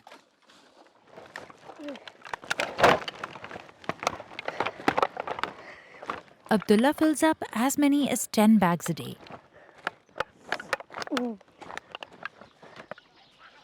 Each can weigh over 50 pounds, depending on the day's haul. That's nearly half of his own weight. هذا العمل كتير متعب. والله العظيم الزلم بيتعبوا من هذا الشغل. بحلم إنه يصير دكتور أو أستاذ أو شيء. أحسن واحد ما يضيع حياته هيك. During the early years of the war, this pit was known as the Valley of Death because it was an easy place to dispose of bodies. Reports suggest over 150 people affiliated with the government of President Bashar al-Assad, ISIS, and even civilians were executed or dumped here. In 2015, some rebel groups captured Idlib province. One faction rose to power and went on to form the Syrian Salvation Government. They turned this into a landfill in 2019, and they now manage trash collection in Idlib as Assad's government stopped providing public services in rebel-held areas. Today, there's little infrastructure, and collectors are frequently injured. In 2020, a video captured an avalanche of garbage that killed 3 children. Abdullah's mom, Hala, vividly remembers that day. تعرفت على أمهاتهم نفسهم هنن اللي ماتوا الله يرحمهم. على موجب التقانين نفس عمار أولادي. بحس أنا بدي يجيني نفس الخبر لا سمح الله وفكر لأني أنا حسيت بنفس أمهاتهم. Abdullah and his family have lived in the nearby Maryam camp for displaced Syrians for the last 4 years. A Turkish NGO called Watan runs it, and about 1,000 families live here. جينا لهون بسبب الطيران والقصف اللي صار علينا والدمار اللي صار بضيعتنا وحوالينا. During the war, Idlib province became one of the few safe areas for people who opposed Assad. The population multiplied to nearly 4.5 million. Now, there are more than 1,500 displacement camps in northwestern Syria, but not enough jobs or education. In fact, 43% of children across the country are not in school. وأيام بيحسوا حالهم عم ينزلوا بهالشعور. أكثر من مرة يقولوا لنا يا زبالين. أولادي روسهم خريطة. يوم قزازي، يوم حنجور دواء، يوم حجرة. Abdullah's dad lost his job as a sanitation worker when they fled the war in Damascus. He says he's always looking for work, but meanwhile, he depends on his children. يعني مثل جزء ظلم ظالمينهم بس مضطرين لهالشيء بدنا نعيش. أحسن ما نمد إيدنا لحدا. Many in this country are still trying to recover from the war. Syrians are grappling with soaring inflation rates, reportedly as high as 188%. The country's economy suffered an estimated loss of $442 billion from 2011 to 2018. Major sectors like agriculture, mining, and manufacturing came to a standstill. And cities have crumbled. In Aleppo alone, nearly 50 million cubic meters of what experts call conflict rubble, a mixture of cement, heavy metals, and asbestos, has piled up. That's enough to fill a cube taller than the Eiffel Tower. And it would likely take billions of dollars to clean up. With trash piling up, military equipment has become one of the most valuable items in junkyards. Experts estimate at least 100,000 unexploded weapons are lying among the debris. Children as young as 10 handle discarded mortar shells, machine gun bullets, and cluster bombs. They're from Syria, Russia, the US, and other countries that fought here. Old weapons also end up in landfills, like this one called Al-Noman in Aleppo, Syria's largest city. ولما ما في خفنا انه يحترق يعني يطق علينا نجيب الخبر الحاجز كذا وكذا يجون الشباب والله يشيلونه Hossein Ramadan has been sorting through trash here for the past 8 years, often with his 2 children. He used to be a shepherd in a nearby town, but fled to Aleppo when war broke out. كشمة أرض زراعة بس مع الحز تحت. 2 years ago, a rocket blew up in his hand and cut off part of his left thumb. ما وصلنا البيت إلا دم قربت أصفى. But that hasn't stopped him from looking for more rockets because they can be good money. He can sell one for about $3 to local scrapyards, but he has to collect a lot more plastic or nylon to make the same amount. يومياً إحنا يومياً إذا ما اشتغلنا ما نقدر ناكل ولا بنوم. People sometimes burn the trash to get rid of it, and it fills the air with smoke and toxic chemicals that could cause cancer. Hussein's lungs are so damaged that he now needs to use an inhaler. اللي استخدمها هاي تهزه هالهزايش تحطي هاي تريح الصدر من ريحة السيان وريحة الوسخ وريحة الشياد.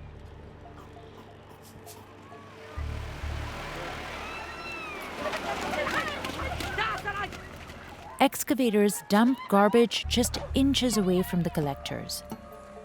يعني ينداس ولد أو شغلة هو يرجع المنع يرجع ما نشوف وراه هو. يعني خطر. والله خطر. In 2021, 93,000 outbreaks of Aleppo boil were reported in northern Syria, a skin disease which spreads through sandflies. Rabies is also common here, as dogs scavenge through the same dumps. مثلا شبدات جدان يجي وسخ تعرف انت تبع عليه اوادم ياكلون الكلاب من كلب الكلاب. Still, these landfills have become a major source of food for Hussein, his children, and many others. 60% of Syrians suffer from food insecurity, and 90% live below the poverty line. لا في ناس لا تواخذني بهالكلمه شبعانه الله ما عطيها. مثلا يكب لك مثلا نص كيلو كباب مثلا خبز مثلا يحطها هو الزلمه يشدها من الكيس نلقاها ناكلها نحن مفتوح منها شوي ما ياثر. يعني هي بكتيريا بس انه نقول ما ياثر. Hussein can see this landfill from where he lives, in a camp just a few minutes away. His family of 12 people share a single tent.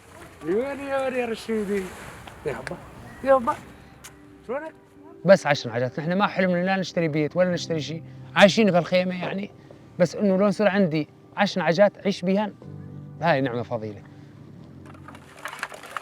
On a good day, he can earn up to $15, which is enough to buy bread for a week for a small family. الحز نفرز الحديد. الحز بس نخلص الحديد من الباغة هذا الباغة بلاستيك على قولات الله. Hussein also buys and sells from kids who see him as a father figure. 10 مو؟ هاي لك 10 هاي لك 5 أيمن. منو اللي بعده؟ 5 ونص 3. About an hour's drive away in Idlib, children bring their treasures to local scrapyards like this one. في عندنا أولاد كثير بيجوا بيبيعونا. أهاليهم مثلا أبهاتهم بالحرب استشهدوا. ما ضل معهم لهم غير الله. بقى هدول الأولاد بيطلعوا على الشوارع بيلموا وبيجيبوا لنا نحن بنرجع بنشتري منهم. Old air conditioners and washing machines are disposed of here too. النحاس الأحمر اليوم ما يقارب $8. They also buy discarded weapons and bullets. They ship some of the scrap to Turkey, while the rest is recycled in Syria. الناس بتلم وبتيجي بتبيع وكله يعني مردود بهاي المصلحة. يعني أكثر مصلحة شغالة عنا بإدلب هي هاي المصلحة مصلحة لم الطناج. Some of the plastics are recycled into products like floor mats and even turned into fuel, while old rubble is being used to construct new homes and buildings because raw materials are hard to find.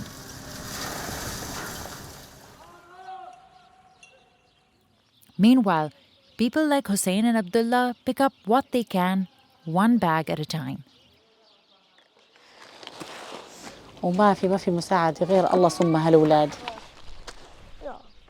مندوق في آلامهم ومنحس فيهم ويوم مجروحين ويوم مطروحين. The war has robbed Abdullah of his childhood, but he still dares to dream. إلا ما يجي يوم ويفرج رب العالمين نرجع على الضيعة ونشتغل وتعال المدرسة. And, like any other mother, Hala hopes things turn around for her family and for her country. بحلم يكونوا عم يدرسوا، بحلم يكونوا هيك بيلبسوا بياكلوا بيشربوا مثل الشباب اللي من عمرهم ومن جيلهم. ننام نفيق الله فارجها على كل سوريا. وهي أحلى شيء إنه الله يفرج على سوريا. يتحمل ويعاني يا ويلي عالزمن ما حدا بيحب التاني.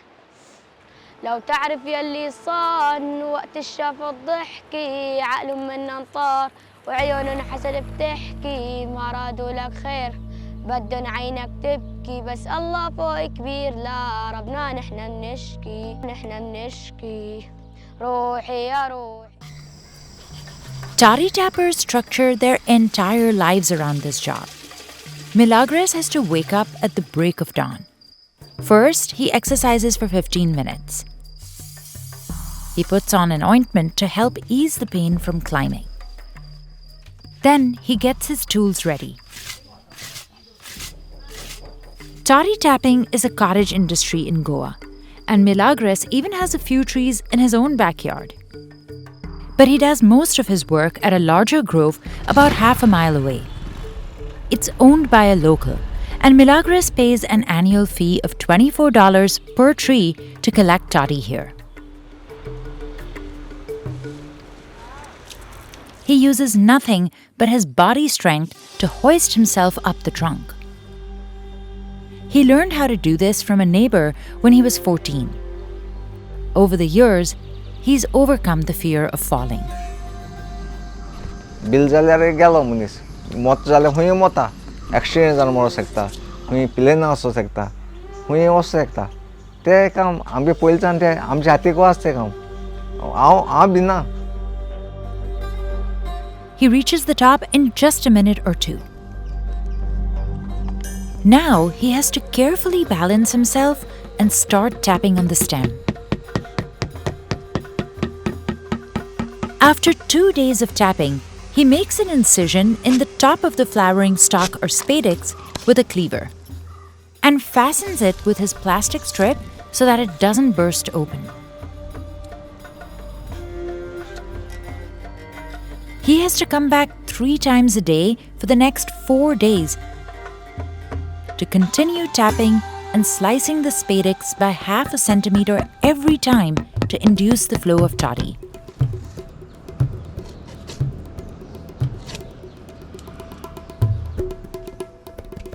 Then he places a clay pot to collect the sap. Milagros climbs about 10 trees a day, and he has stalks at different stages of the process throughout the grove. At 55 years old, he still works 7 days a week.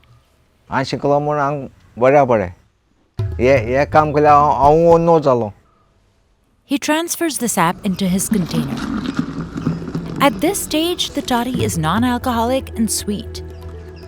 With focus and patience, Milagros can collect sap from one spadix for over a month. A single coconut tree produces around 400 liters of it each year. Milagros has to bottle it immediately because as soon as it's exposed, the toddy begins to ferment. The warm tropical climate speeds up the process. At home, he strains the sap to get rid of any coconut fibers. He makes up to $300 a month selling mostly the raw toddy and sometimes the distilled coconut fenny. But not as many locals are drinking it these days, favoring other cheap alcoholic drinks like beer. In Goa, coconut fenny has been known as a drink of the poor, consumed mainly by the working class who could afford it. India originally classified it as a country liquor. That meant it could be exported abroad, but not to other Indian states. In 2016, it was reclassified as a heritage spirit. But it's still hard for distillers to sell it nationwide. Licenses are expensive, and some states haven't caught up to the changes. Meanwhile, India has become one of the fastest-growing alcohol markets in the world. The boom is driven mostly by spirits like whiskey and tequila. But artisanal drinks are gaining popularity too, and distiller Hansel Vaz is hoping to cash in on that trend.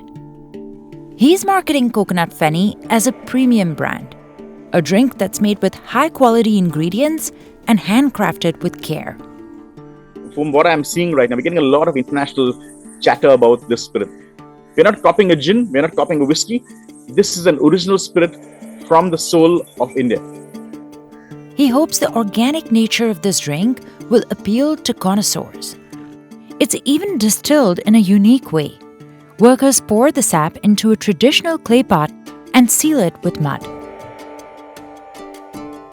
Next, the pot is heated on high flames till it releases vapors. These pass through a pipe to a tank where they condense and drip out. One distillation cycle takes 5 hours. He says he's already seen the fenny's reputation shift in his lifetime. 11 years ago, nobody looked at fenny. You'd be embarrassed to drink a coconut fenny. Today, we have the 5-star hotels. We've got the top bartenders in the country asking for fenny. Commercial fenny can contain up to 40% alcohol. But Milagros' version has a little bit less.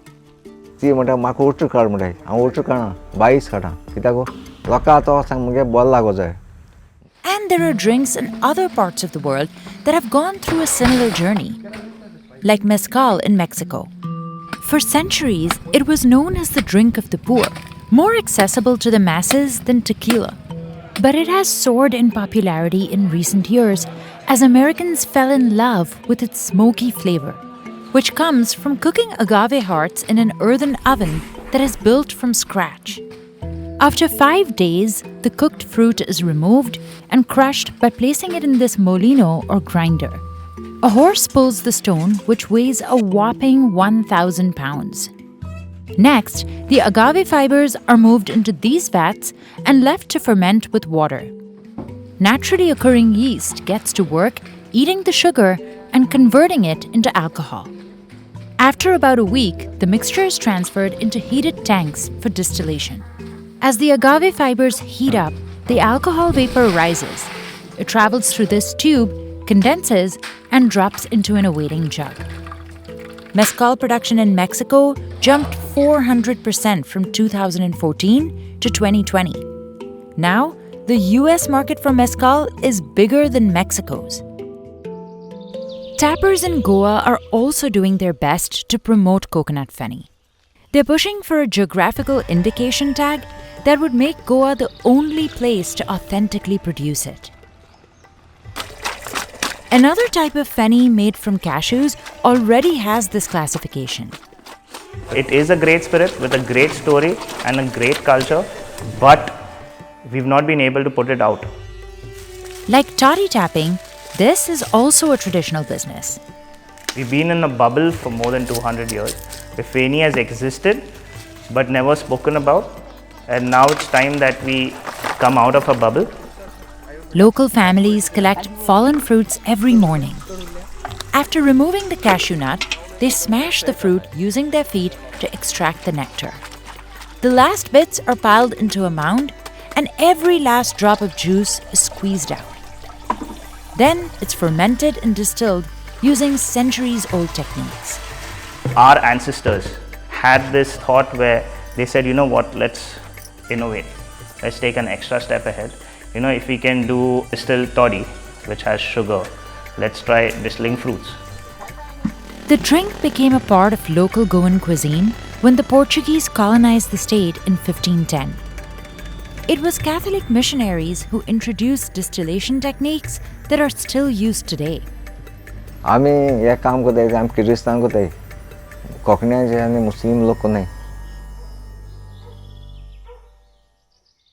Milagros' mother, Cristalina, used to make cashew fenny too. But at 74 years old, She's now retired and prefers a quiet life at home.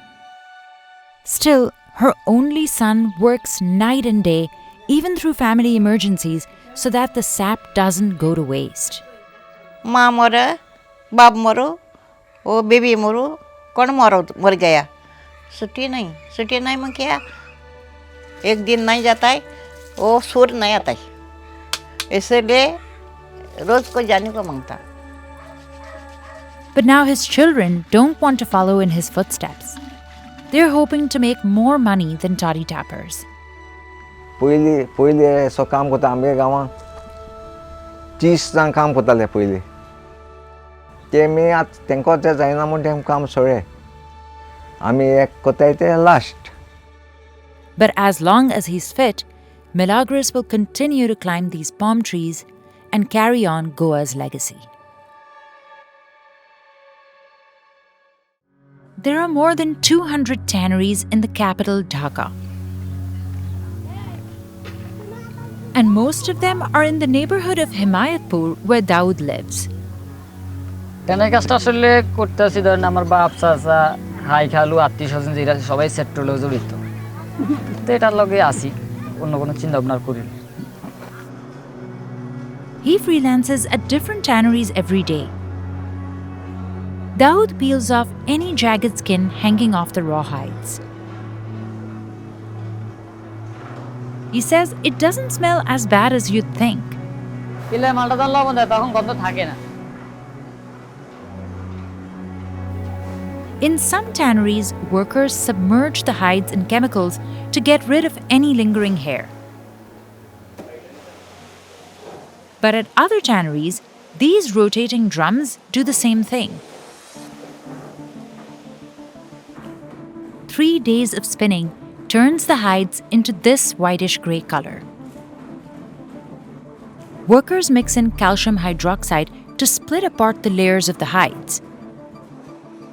Then they organize the hides into these bundles. They're stored under a plastic tarp until the tannery is ready to process them.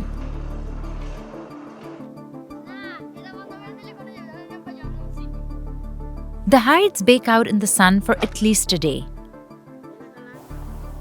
Drying is typically a job reserved for women because it doesn't require as much strength.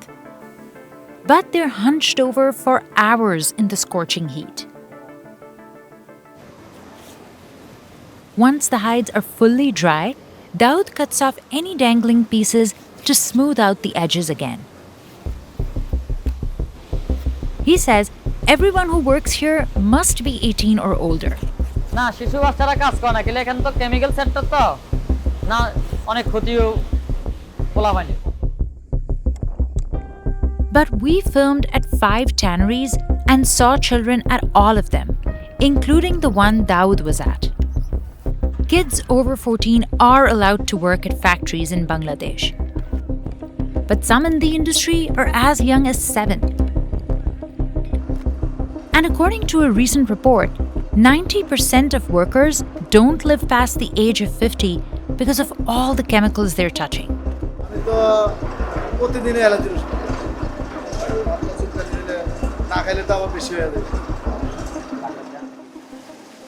The hides then go through another round of refining. Some tanneries rely on these shaving machines to take off the top layer of fibers. It gives the leather an even surface. The scraps are sent to a landfill later on. Workers load the pieces into drums for a process known as bluing.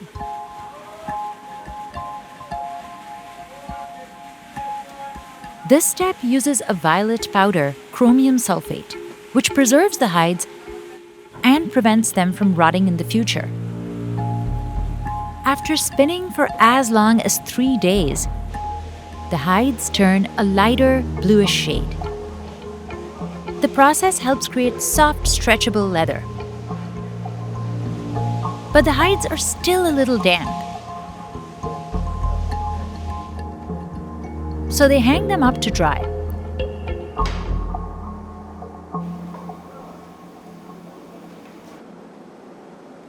At another tannery, workers use a different technique by clipping and hanging the hides to dry them out. They work fast and can align dozens of hides in just an hour.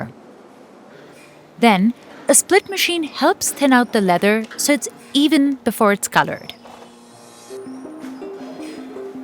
The final and most dangerous step is known as tanning. Workers have to soak the hides in tanning agents, which are often a mixture of formaldehyde, azocolorants, and pentachlorophenol. These chemicals protect the hides so they don't lose their texture. But they're all potential carcinogens. Sometimes, workers contract bronchitis or pneumonia from exposure. Inhaling the vapors can also burn the eyes and throat. While the health risks here are plenty, the pay is not.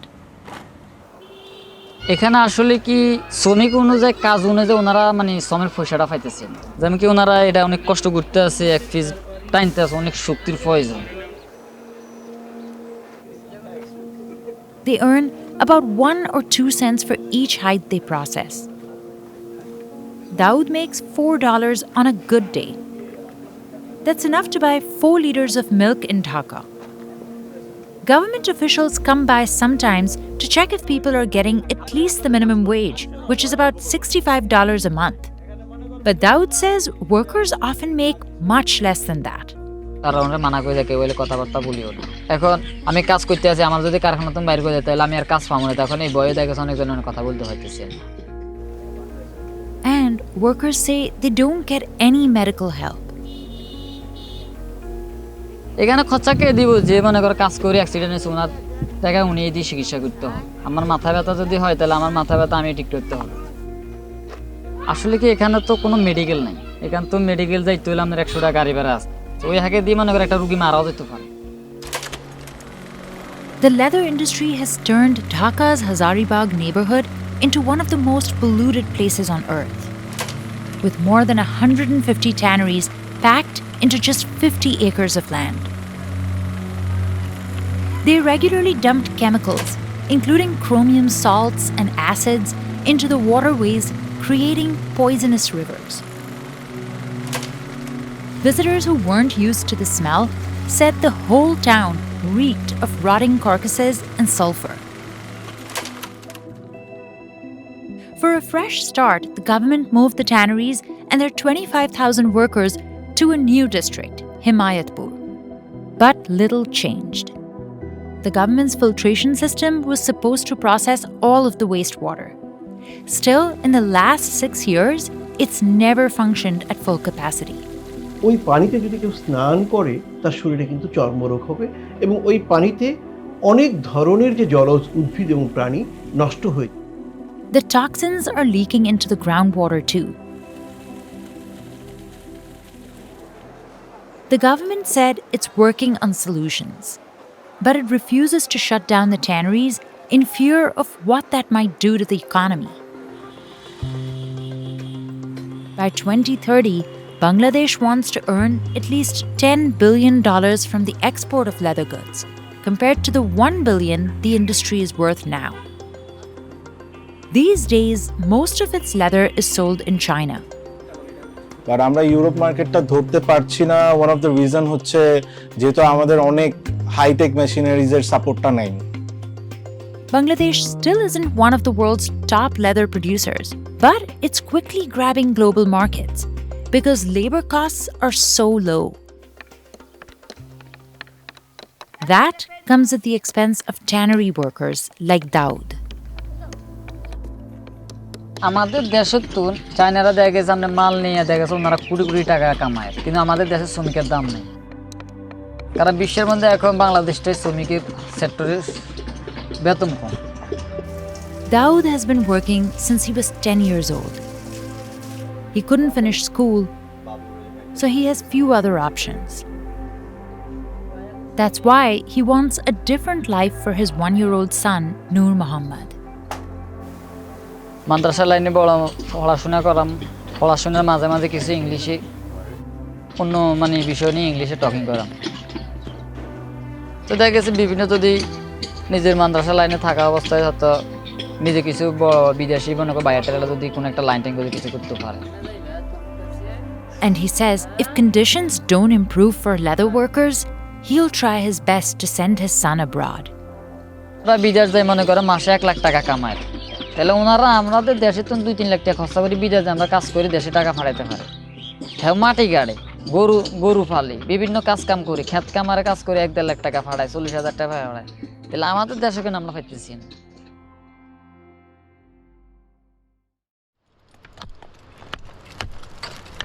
This jagged sheet of rock is hanging 200 feet above a walking trail next to the Niagara River. It's already loose, and if it falls, it could mean serious injury to hikers on the path below. That's where the rope access team comes in.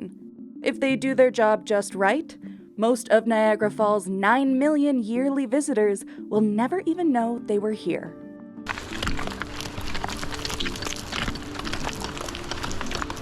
First jump of the day. Am I scared? Yeah. Am I scared? I have a healthy respect. That's all. This cliff is located at Devil's Hole State Park, roughly 4 miles north of Niagara Falls. Team members like Andy and Christian will scale the cliff and maintain the crew's gear. Later, Jake will clear dislodged rocks from the trail. If those rocks were to fall naturally, there's nothing stopping them from coming and just plowing through somebody that's on the trail. So very necessary work what we do here, and you can see here all the rocks that come down. They are pretty sizable and they could cause some damage. It's a dangerous job. Dehydration, injury, and inclement weather are just some of the risks. Thunderstorms are forecast today, so the team is on high alert for signs of lightning, which would endanger the crew. We won't work in lightning, that's about it. We're gonna have fun. You know, usually when we show this to people, they say they didn't even know this existed. There are 12 members of today's crew, 4 supervisors including Andy and 8 technicians. Today their goal is to clear this entire section of the cliff. Their day begins at 7 a.m. at the maintenance shop where the team packs a variety of gear into vehicles to take it to the access point above the trail. See, the fun thing about this is that I don't actually jump with them every day. So today will be one of the days I jump with them, which is good because I've been wanting to do this for a while. These are the guys who do it every single day, and they're really, really good at it. After a short 10-minute drive, the team arrives at the access point and begins gearing up. I guess we can start with the piece de resistance. This is our climbing harness. It's a class 3 harness, and it's called that because of the shoulder straps. The shoulder straps prevent climbers from slipping out of the harness if they accidentally turn upside down, and the seat balances their body weight so that blood flow to their legs isn't restricted. Comfort is also of the utmost importance, as climbers can be suspended for more than 2 hours at a time. This device here is our bar rack. This is what we use to rappel. It's a pretty old school device.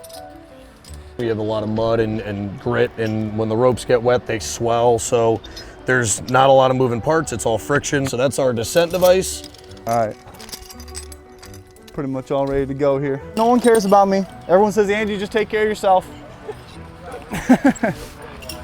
So what they're talking about is some guys have a rope handler watching their line, and then some of us are on what we call an ASAP, which is this. This is your backup device, and so I'm just fully in control of all of my descent. So I can actually step over the edge now.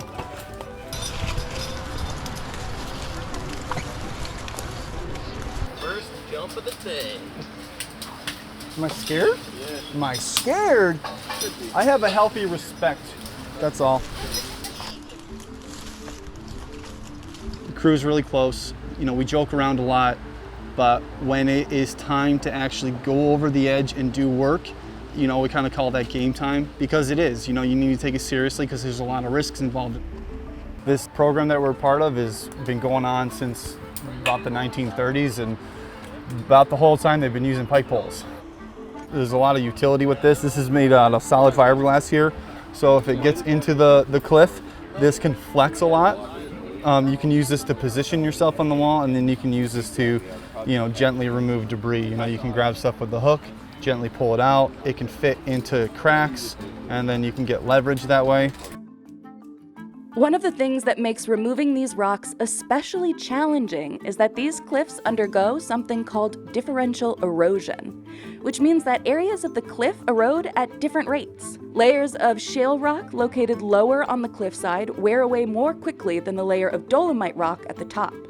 That leaves large, unstable chunks of rock, sometimes the size of an SUV, hanging at the cliff's edge. The crew uses a controlled swing to gain access to material beneath overhangs. To do this, they push themselves away from the wall with their feet to maintain that controlled movement. These are softball shin pads, and they work really, really well for what we do. You try not to knee the wall, but sometimes for stability purposes, you can't really help it. We all try to wear steel toe or some sort of composite toe. Rocks are hard. You can't always dodge a rock when you're moving, so, having something like that to keep yourself safe is 100% necessary. So all the rocks they're knocking down are essentially coming right to the trail and then some, and they're going right to the Niagara River, which we have right here below us. It's 10 a.m. The crew is only about 2/3 of the way through their climb when the one thing they're worried about happens: a storm. Copy. Looks like we might have a wall of rain. Yeah, I'm gonna head back. Let's head back. The crew hears thunder and spots lightning as they are on the cliffside. They need to stop working immediately. That will end their progress for today. So today we actually had to cut it short. We have metal pike poles in our hand. We've got a lot of metal gear on us, so we just try to get out of there as quickly as we could. Anything that's gonna pose a hazard to the employees, then we just stop. The crew had only been working on the 200-foot cliffside for less than an hour when the storm began. On a typical day, it could take the crew up to 3 hours to clear a whole section. When they're able to resume, they'll finish removing rocks from the lower section of the cliff and then stabilize the slope side with wire meshing. This is the primary part of our work here, that we're going to try and clear this all out so we can essentially have an open hiking trail here again. And it's going to take a good bit of work and a good bit of time to get this cleared out to be safe for us to open it again. Back at the shop, the crew does paperwork and washes their gear. There's actually a lot of paperwork required with all this stuff, and then also just keeping their gear clean. You can kind of see from my shirt, I'm filthy from one jump today, and if this is how I look, our gear is even worse. So soapy water helps break it and lift the dirt. Using a toothbrush too to get in there, and then using an air compressor to spray any of the soap and dirt that's in there. And then we have a lubricant too when it's dry to get in there, and it prevents rust and corrosion. After the rope access team has made some progress, it's time to start clearing the rocks from the walking paths below. This is where the gorge crew comes in. We take care of about 7 trails in total within the gorge itself, and then 2 up top on the top side. Now we are in the process of cleaning the trail and rebuilding it. We've already come down, cleared the loose debris off the trail, and then started staging to get ready for the bigger jobs ahead. One of those jobs includes a specialized stabilization technique to ensure the slope side is secure. So down here to fix these trails, we use gaping baskets. It's a 6 foot by 3 foot cube that is made of wire meshing. And what you do is you dig them down, place them within the trail or wherever you need them, and then you add rock to the inside so that the rock weighs it down. A job like this can take a week or 2, but if we have a good day where we're really rocking and getting stuff done, it can be maybe a 3 to 4 day job. At this mountain right here, if all hands are on deck, I'd like to see, hopefully by the end of the summer, we get a majority of it taken out, and then we have to put in some stabilization techniques to help build the trail back up. So I could definitely see us working into the fall, and if I had to make a guess, it'll probably be open next summer. I think if you're going to do this kind of work, at the core you have to enjoy working outdoors. You get to see special things that people don't see, plants and animals, like the landscape. The work that you do, it's really hard, but then you're helping keep the park safe. You make a meaningful difference. If you're just a park user, you might not even realize we were ever there. And that's kind of the point.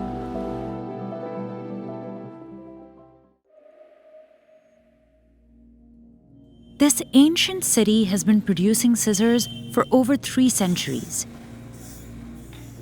And the very first step is forging the blades.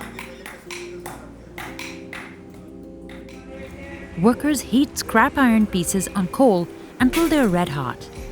They take turns hammering it into a blade.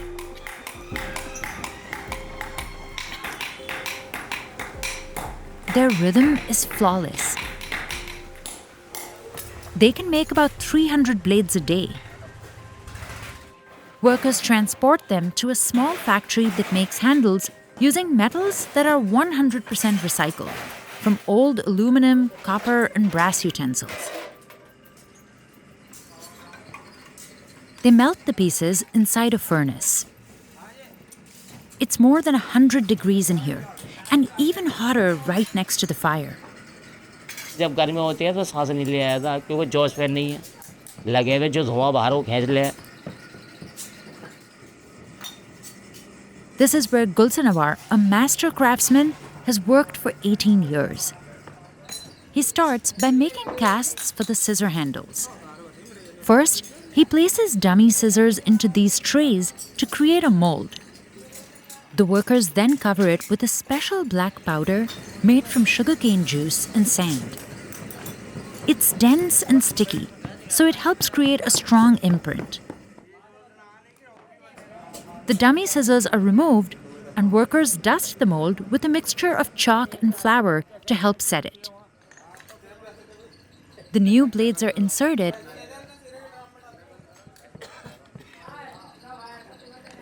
and the box is then sealed. The casts are stacked up, and the molten mixture from the furnace is poured in. This will form the handles. खुशबू बहुत भयानक आवे उसके अंदर बहुत ऐसी होवे जैसे कलेजे में धुआं अंदर जावे और ऐसा लगे चीरता हुआ आ गए ना उसके अंदर जैसे में पड़ जा पीतल तो बाहर निकल जाए एकदम. And that's exactly what happened to Gulsanawar when he was just 18. जिसके अंदर फोरा सा था ना जिसमें पीतल था पिलगावा वो फट गई थी. ये पूरे दोनों पाँव जले थे मेरे तो सही हो गया. ये भी यहाँ से लेके यहाँ तक था पूरा. He says it took 7 months for his legs to heal. But he continued working here to support his parents. हाँ परिवार ने बहुत मना करा लेकिन ये है कि क्या करें.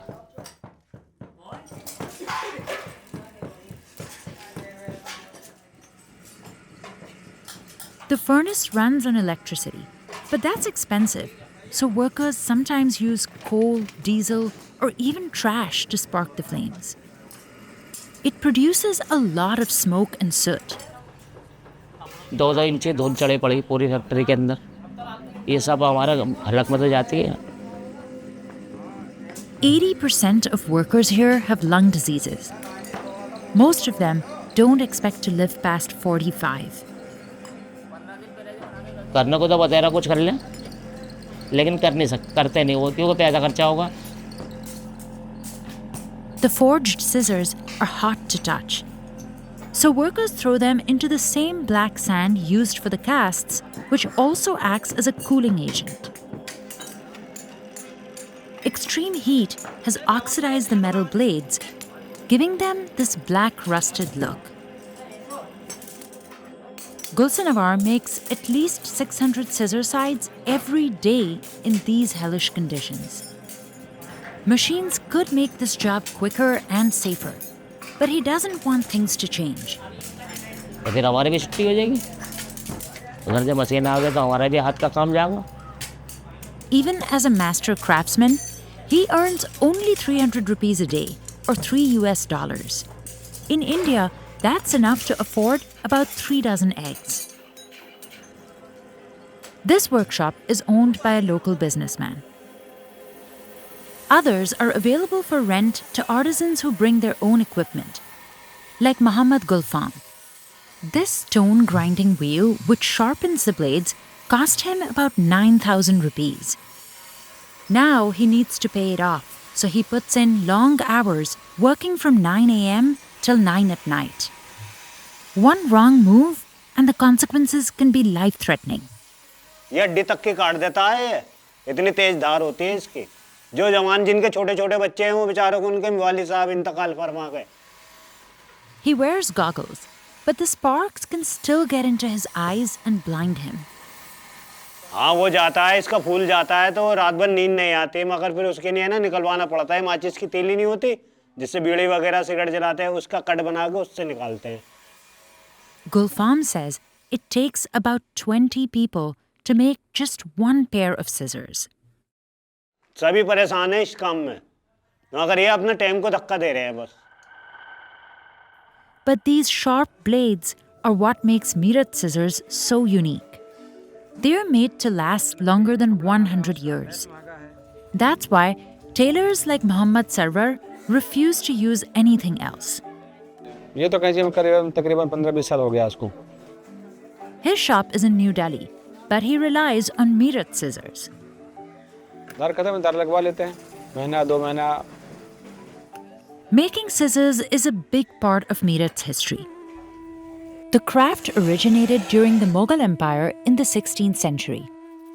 Legend has it, a local blacksmith made the very first pair by forging 2 swords together. In the 1940s, Meerut exported scissors as far as Burma and Singapore. The city has long been known as a busy trading center, famous for its handmade brass musical instruments and sports goods. And in 2013, it was recognized as the only place in the world that can create these custom scrap metal scissors using centuries-old techniques. But the industry has seen challenges in the past decade. Craftsmen say the cost of raw materials like brass has gone up in recent years. On top of that, India imposes an 18% tax on these scissors, even though other handicrafts are taxed at 5%. Meanwhile, China produces them on a much larger scale, using machines and cheaper materials like plastic handles, which brings down the cost. You can buy Chinese scissors for about 200 rupees or for $2 a pair, while ones from Meerut sell for up to 1,000 rupees or $12. China is also the biggest exporter, generating over $700 million in 2022. But India had to import $46 million worth of scissors that year. अब काम बिल्कुल नहीं रहा, क्यों China की कैची इतनी उतर चुकी है, हर आदमी चाइना को ज़्यादा याद करता है। कोई रिक्शा चला रहा है, कोई बैलदारी का काम पे जा रहा है, किस वजह से परेशानी को देखते हुए कि भाई इसमें इतनी कमाई नहीं हो रही, किराया दिन निकलते ही चढ़ जाता है। Finally, the scissor halves are joined together. Workers clean them with diesel, which removes any grease or dirt. They're sharpened and polished one last time to give the blades a lasting shine. They're delivered to bigger Indian cities like Kolkata, Mumbai, and New Delhi.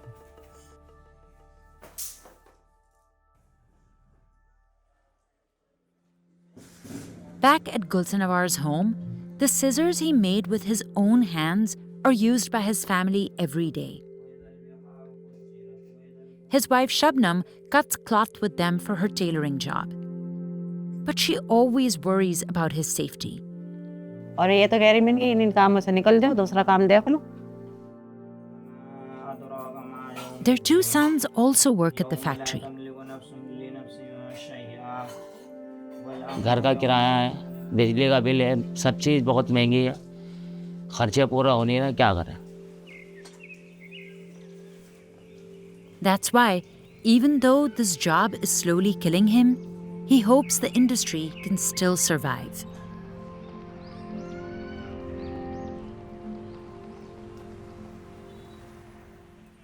मेरो नाम वास्तव शेर्पा आज केम 3 बाट यहाँ आएको केम 20 केम म हिमालमा काम गरेको 3 वर्ष भयो सबसे इम्पोर्टेन्ट लाइट यो हेडलाइट 4 वटा ब्याट्री जान्छ यसले यो ब्याट्रीले पुरै जान्दैन धेरै वटा ब्याट्री लाग्छ Guides leave base camp as early as 3 a.m. A headlamp is essential for surviving the pitch black climb. एउटा लाइट छैन भने त अब सम्भवै हुँदैन मार्क्स जस्ट अक्सिजन चाहिँ मार्क्स रेगुलेटर अक्सी 7500 8000 देखि उँभो युज हुन्छ अब यदि इमर्जेन्सी पर्यो भने त्यो भन्दा हुँदा नि युज हुन्छ जति धेर खायो त्यति कम टिक्छ Getting stuck at a high elevation and running out of oxygen is a common cause of death on Everest. Knowing how to regulate oxygen use is a crucial skill for a guide. यसरी बढ्दै बढ्दै जाने यो 0 भयो यो 0.5 यो 1.0 0.5 मा चाहिँ यो शेर्पाहरूले प्राय जति use गर्छ अनि धेरै नसकेमा शेर्पाहरूले 1.0 मा यो भन्दा ऊपर चाहिँ मेम्बरहरूले खैरेहरूले खाने 2.0 अनि 3.0 लास्ट उनीहरूले सकेन भने 4.0 पनि खान्छ समथिङ 0.5 मा युज गर्दा हामीलाई त्यही 15-16 घण्टा टिक्छ फोमा खाँदा त त्यही 3-4 घण्टा भन्दा टिक्छ ग्लास त लाउनुपर्छ नि धेरै इम्पोर्टेन्ट छ ग्लास किनभने घाममा यो हिउँमाथि आँखा हेर्दाखेरि आँखालाई आफै उडाइदिन्छ 24 घण्टासम्म उडाउँछ अनि यो ग्लास लगायो भने धेरै सेफ हुन्छ आँखालाई Snow blindness can occur quickly, damaging your eyes before you realize what's happening. And the higher you climb, the further you are from rescue.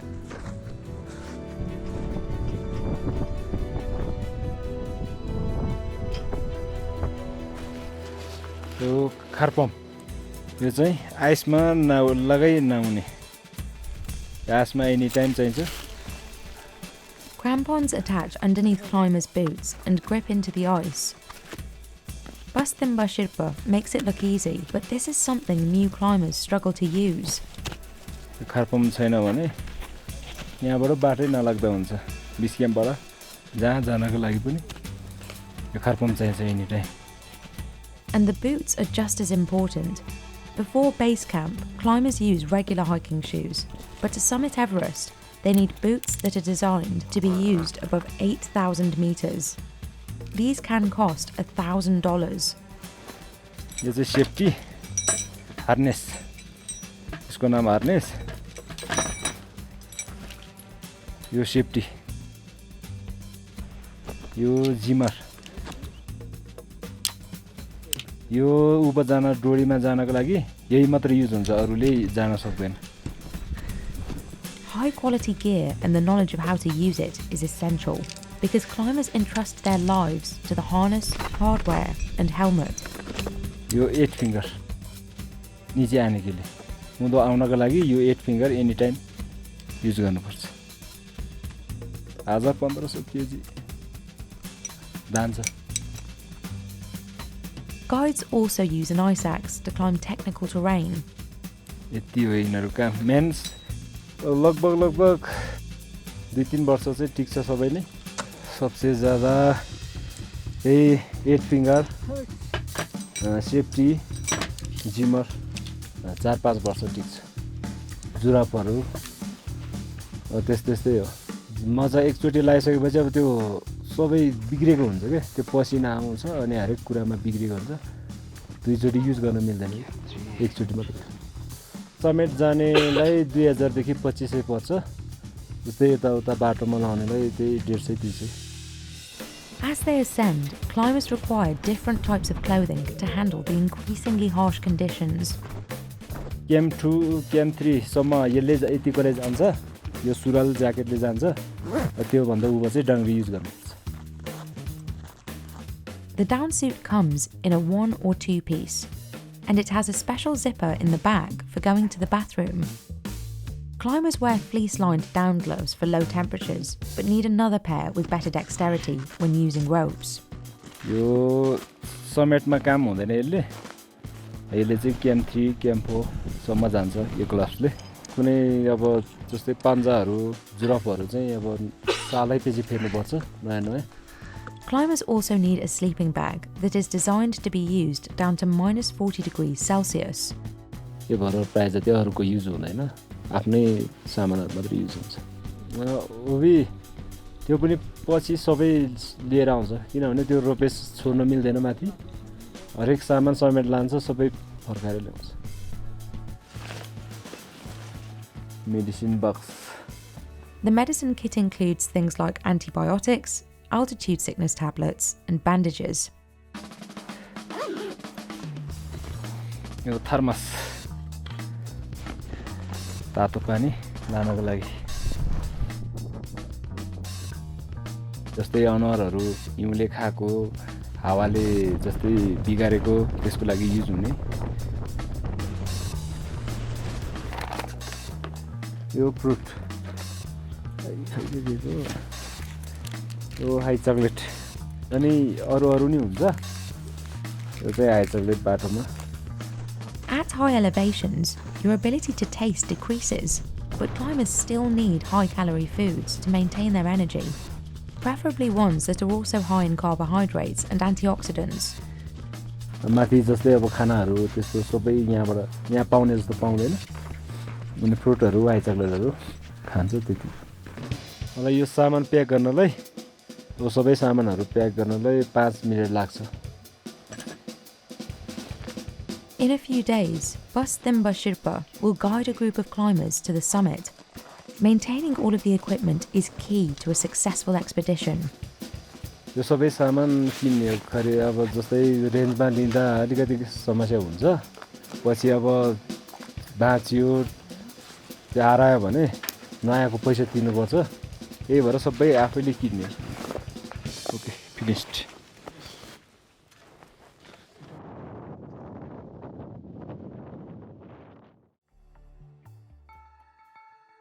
Ever since the first manned hot air balloon flight in 1783, people have been captivated by the experience it offers. Today's manufacturers, like Ultramagic Balloons in Catalonia, Spain, preserve this simplicity while modernising it. It all starts with the envelope. Hot air balloons are aircraft, so manufacturers must carefully follow regulations set by governmental aviation agencies, down to the fabric the balloon is made of. Ultramagic uses specialised balloon-grade polyester and nylon fabrics coated in silicone for their heat-resistant, antifungal and durable properties. Workers like Monica Murato inspect the fabric and subject it to stress tests, ensuring that it's tear-resistant and durable. En principio se revisa toda la tela y cuando se empieza se mira con esta banda de la luz si hay algún desperfecto en el tejido y si todo está bien se empieza a cortar y a lo largo si sale alguna tara, algo que vemos en el tejido, se corta y se separa y se continúa con el proceso, pero siempre mirando que esté todo en perfectas condiciones. Workers cut elongated strips of fabric called gauze, which will be sewn into the final round balloon envelope. Standard gauze are cut by hand, whereas the most complex shapes and design elements are done with a laser cutting machine. Just cutting the envelope pieces can take a week. El patrón partido es más difícil porque es, imaginaros que estáis haciendo un puzzle, pero aquí se cose con un embudo. Por eso es más difícil. Consuelo has been working as a seamstress at Ultramagic for 37 years. She's one of 20. She sews the gauze together over pieces of load tape. These are durable, seatbelt-like strips that help carry the weight of the hot air balloon and prevent strain on the fabric. Consuelo's experience sewing the balloons makes her invaluable. Adriana Yador, an engineer at Ultramagic and one of the daughters of the founder, says sewing is the skill that has the biggest effect on quality. The most difficult part in the process is sewing the envelope, and it's basically because the fabric is very difficult to work with and it takes 2 years for a seamstress to build a complete hot air balloon by herself. The envelope alone accounts for 50% of the cost, and the larger the balloon, the more fabric required, so the more expensive it is. Envelopes for the smallest 3-person balloons can take 2 weeks to make, with the final balloon cost at €30,000. But Ultramagic's largest balloon envelopes require up to 2 months of work. They can hold 29 people and cost €150,000. Custom design requests will bump the price up higher.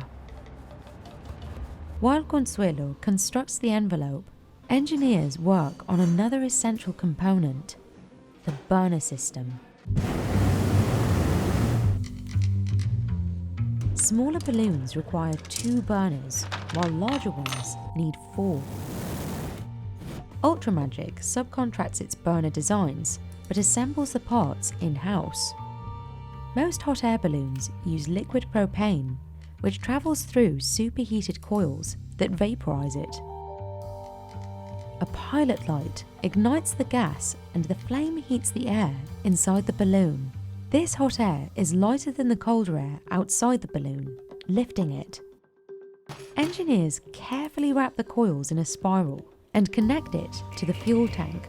Luego cada pieza va como un puzzle, ¿no? Vas montando, pero ya con los planos que tenemos vamos montando.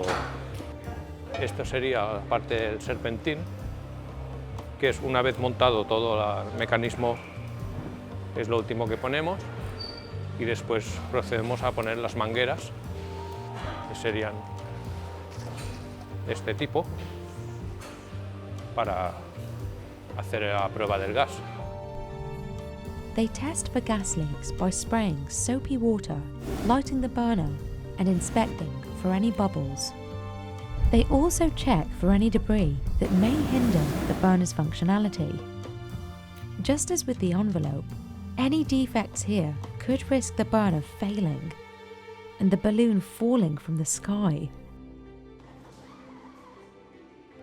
Meanwhile, Samuel Agustin and his team hand-weave the baskets that passengers will ride in. Samuel has been weaving for Ultramagic for 16 years.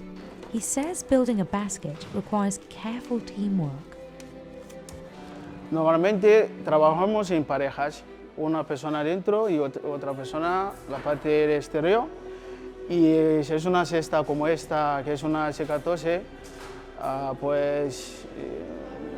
pues ya desde el principio hasta final son 1 mes, 3 semanas aproximadamente.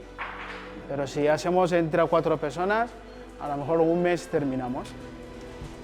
Ultramagic constructs its baskets out of rattan. It's not an aesthetic choice, but a practical one. Rattan is not only flexible and durable, it absorbs any shock from a bumpy landing, protecting the passengers inside. Los cables sí que son mucho más importantes. Cualquier fallo no se puede volar. These cables are woven into the wicker basket and are eventually connected to the envelope, helping to support the weight of the basket. According to Ultramagic, the rattan materials, as well as the time it takes to construct the baskets properly, account for 30% of a balloon's cost. When the sewing, engineering and weaving departments have finally completed their work, the puzzle pieces of the hot air balloon are ready to be put together. The basket is connected to a metal frame that also supports the burner system. Steel cables are connected to the envelope through carabiners, joining all the elements of the hot air balloon. Then it's time to inspect the balloon. A team inflates the 7.3-meter envelope to check for leaks. They inspect every inch of rope, cable and fabric for any defects that may have been missed in production. If everything's up to par, the basket is flipped upright, the burners are lit, and the balloon is ready to fly.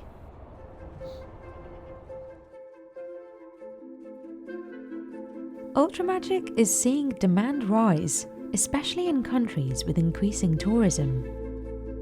The company sells its hot air balloons to individual buyers, as well as companies looking to offer commercial balloon rides.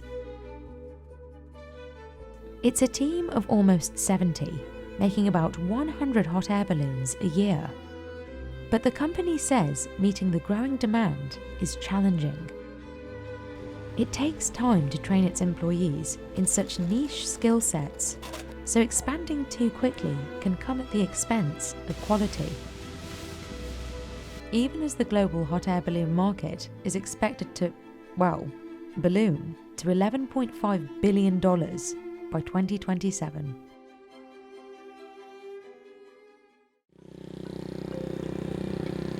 The Tolemaida military base sits at the heart of Colombia and houses the country's best fighters. Like Luis, who enrolled in the army nearly 2 decades ago. Yo miraba cuando pasaba el ejército por mi casa o por mi barrio y yo decía, qué bueno estar ahí. Me gustaba la milicia, me gustaban las armas. He has since served in units all over the country. No tengo familia, no tengo mamá, soy huérfano, quedé huérfano como a los 16 años. All Special Forces soldiers have to spend at least 42 days here every year. Luis started with roughly 120 of Colombia's top recruits. Most of them have since dropped out. Entonces ahí empieza usted con un proceso de exámenes físico, psicológico, de médicos. Usted se puede ir quedando por cualquier cosa y cualquier cosita que le salga a usted mal en un examen se queda. Today, these remaining 17 head out to a nearby training field just after sunrise.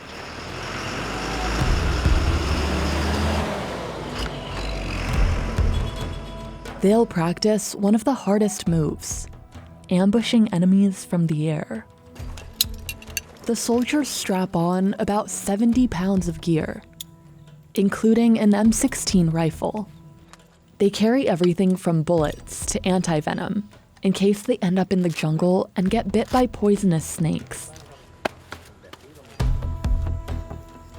This structure is designed to simulate jumping out of a helicopter or rappelling off a building. No cualquiera salta, excepto de las personas que pertenecemos acá a las fuerzas especiales. They're climbing about 50 feet. This is called Lanceros training. Fighters who complete it call themselves sky soldiers.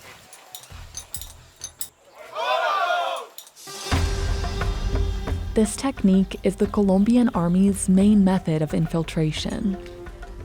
Several fighters can use one of these thick ropes at the same time, which helps them land in tight spaces in the jungle within seconds to carry out high-stakes missions, like rescuing hostages.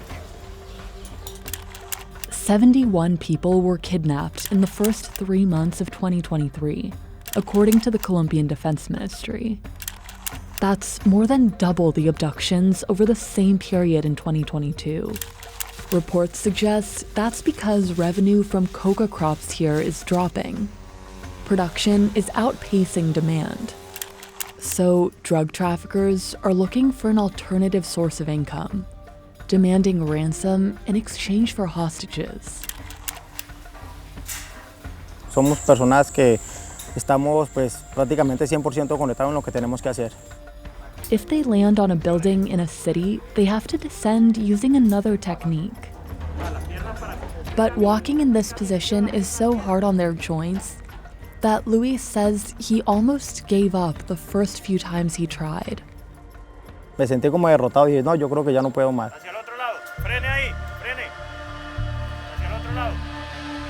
Once they hit the ground, they have to get in formation right away so they don't leave themselves vulnerable. But as much as they plan, it's hard to know for sure what they're going into. The Tolemaida training base is surrounded by areas where the government has tracked a lot of rebel and cartel activity. Colombia has at least 23 drug gangs and 4 big rebel groups. Locals refer to cartels as the Invisibles. They say fighting them is like fighting ghosts, because their operations are discreet and widespread. The largest cartel, Clan del Golfo, controls the most important drug trafficking routes into the US. Its members wear the letters AGC, which stands for the Gaitanista Self-Defense Forces of Colombia.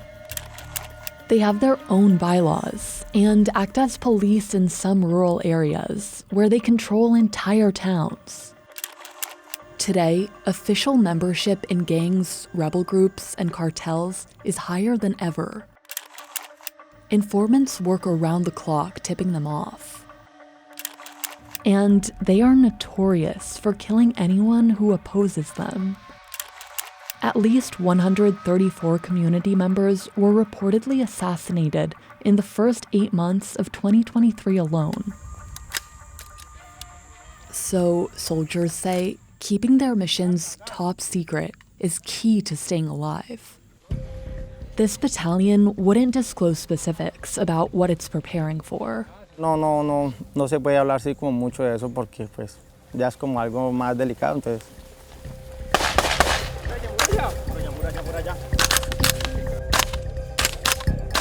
They go on 25 to 40 missions a year.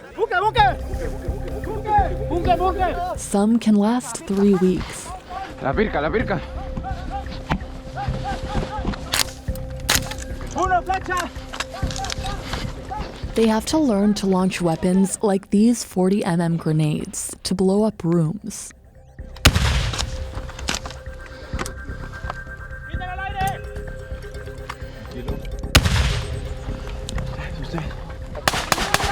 Muralla!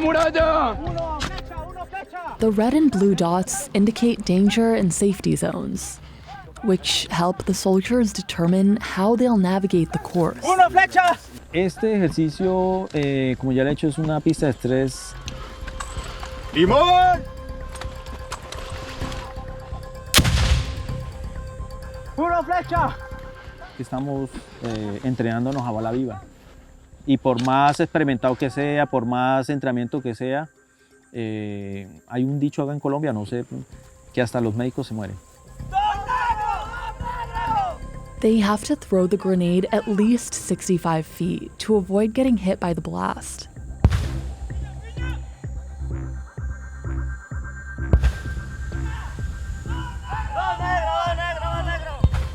But they're also running with these explosives, and the injuries can be permanent. Colombia has been waging a war on drugs since the 1970s, when small-scale cocaine producers began smuggling suitcases lined with the white powder into the US. By the mid-1980s, about 70 tons of cocaine were making their way into the US every year. And as demand for it boomed there, it became clear that this would be a lucrative industry here in Colombia too. One that now employs at least 400,000 people across the country and rakes in roughly $18 billion annually. Over the years, narco empires grew so rich and so big, they could afford to build their own submarines and even hire their own pilots. Colombian police were also tasked with taking them down. Oscar Naranjo, the former vice president of Colombia, remembers those days. Se han presentado como una especie de salvadores y redentores de los más pobres, cosa que es mentira. As a police officer, he played a big part in taking down the notorious Medellin cartel in 1993, run by Pablo Escobar, and the Cali cartel, which ruled the cocaine trade in the 1990s. Llegó una corona mortuoria que decía, descanse en paz, Capital Naranjo, cartel de Medellín. Una amenaza directa de Pablo Escobar.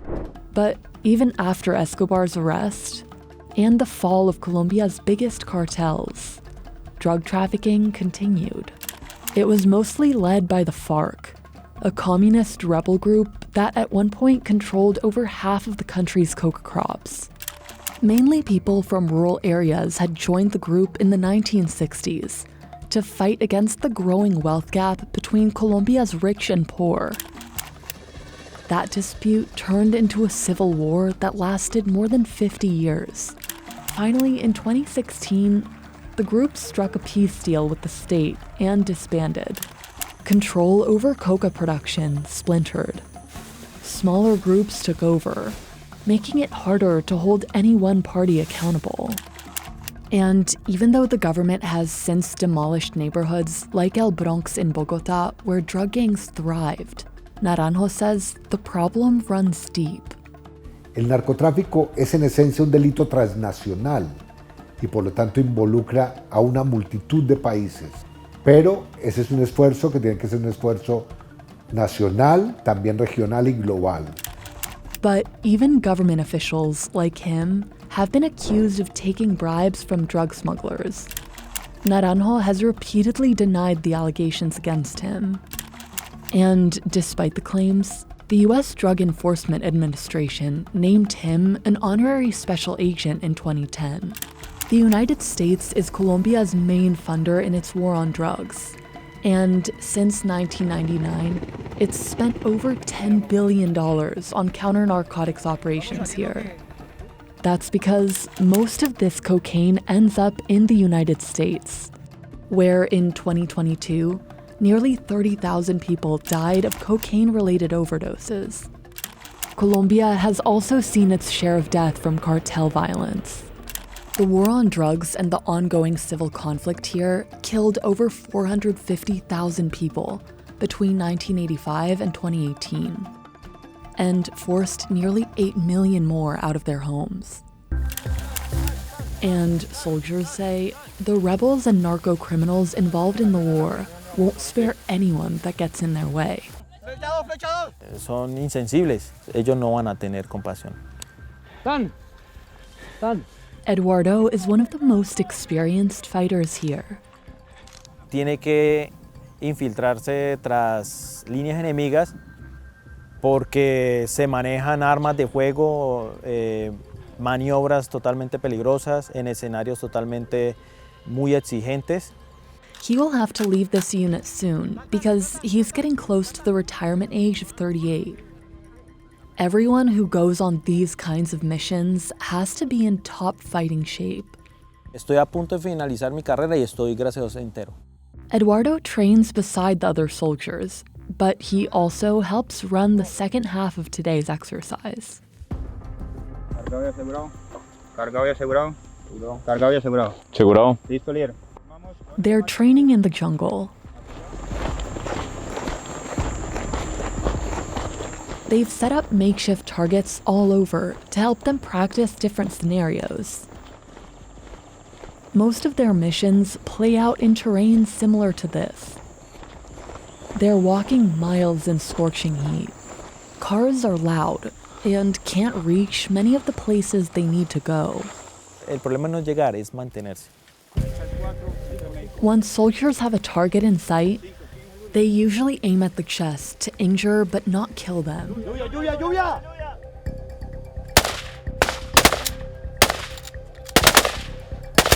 That way, they can target even more offenders who come to their help.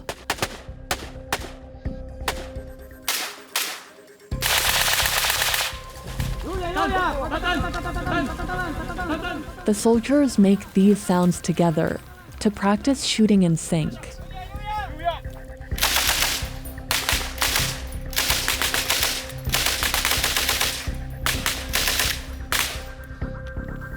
But the key is to move in silence to go undetected.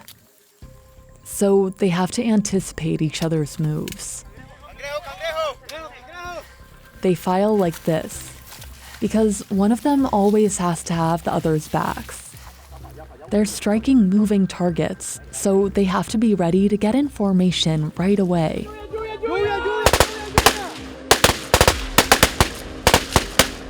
But things may not always go as planned. So they have safe words. Yo creo que el miedo todo lo tenemos, ¿sí? Quizás no es el miedo de morir, existe como esa incertidumbre, esa tristeza de no poder volver a hablar con su familia. Yo creo que ese es el miedo más.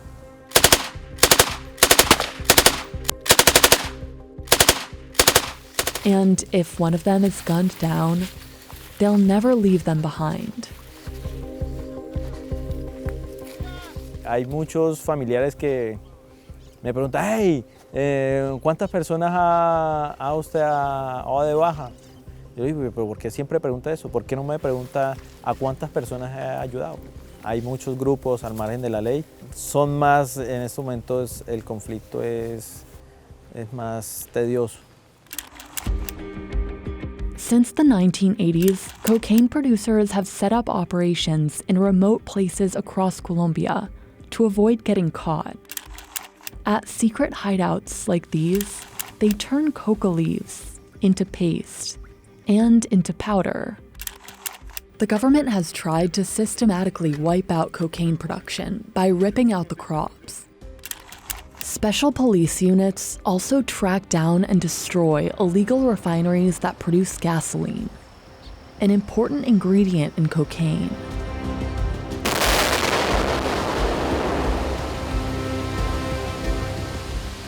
But they pop up faster than they can be taken out because they're so rustic and easy to build. And so fights in remote areas like these are inevitable.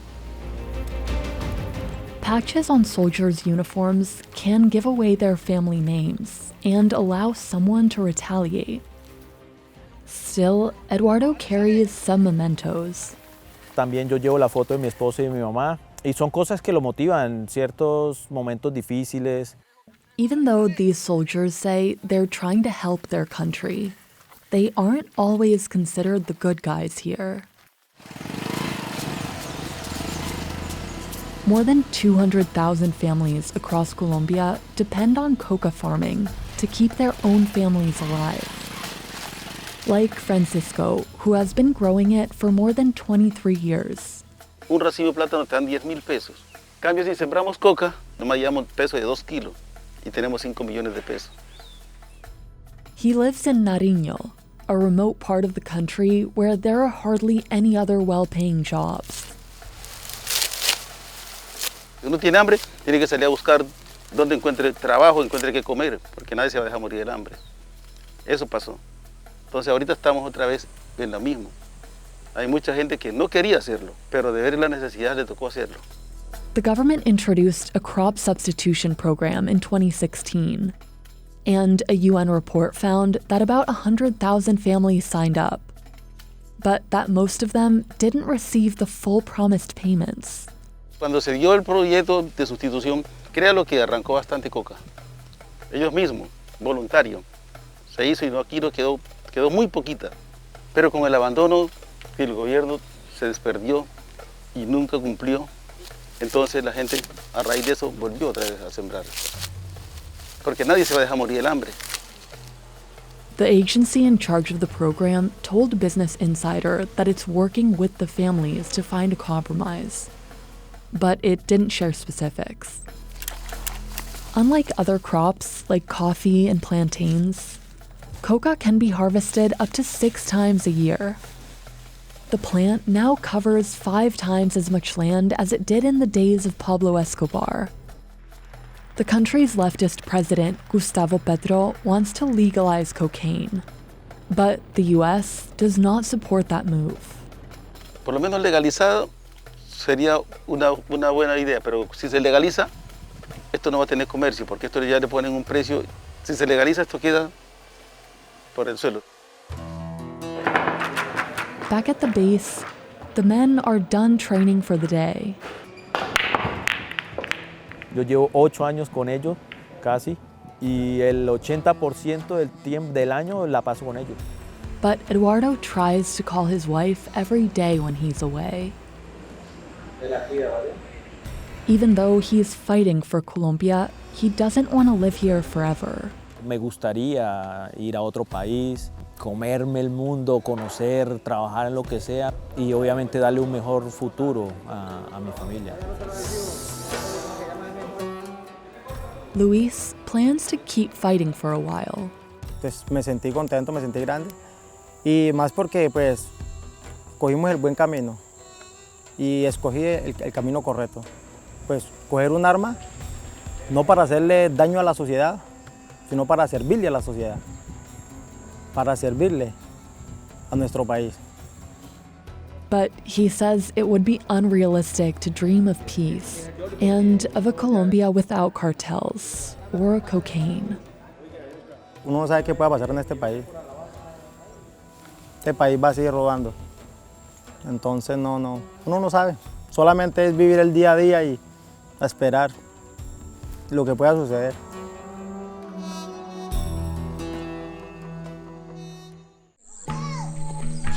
Rezanat Sara lives in Antrebi, a small village about 10 miles away from the Mica mine. She started mining after her husband died 2 years ago to support her family.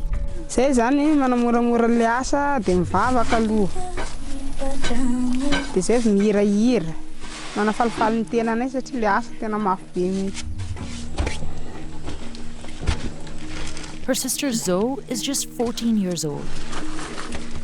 And she's been crawling through these tunnels since she was 12.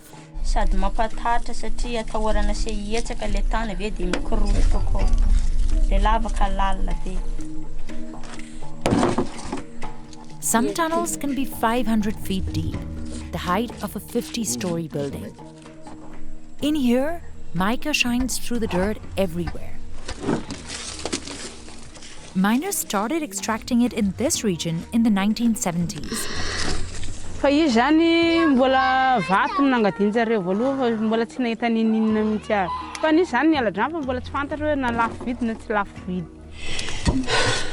Stabbing at these walls with a chisel can destabilize them and trigger landslides.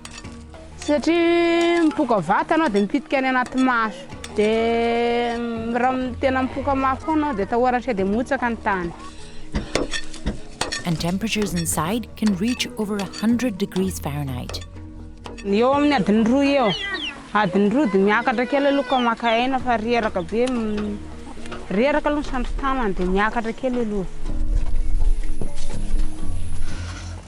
They also showed us their cuts and bruises from mining.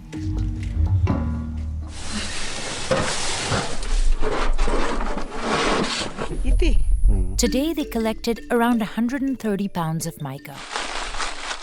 They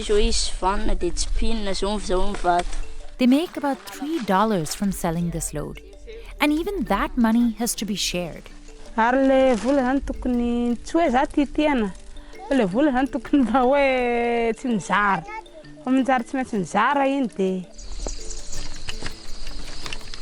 Many families here had never worked in the mines before.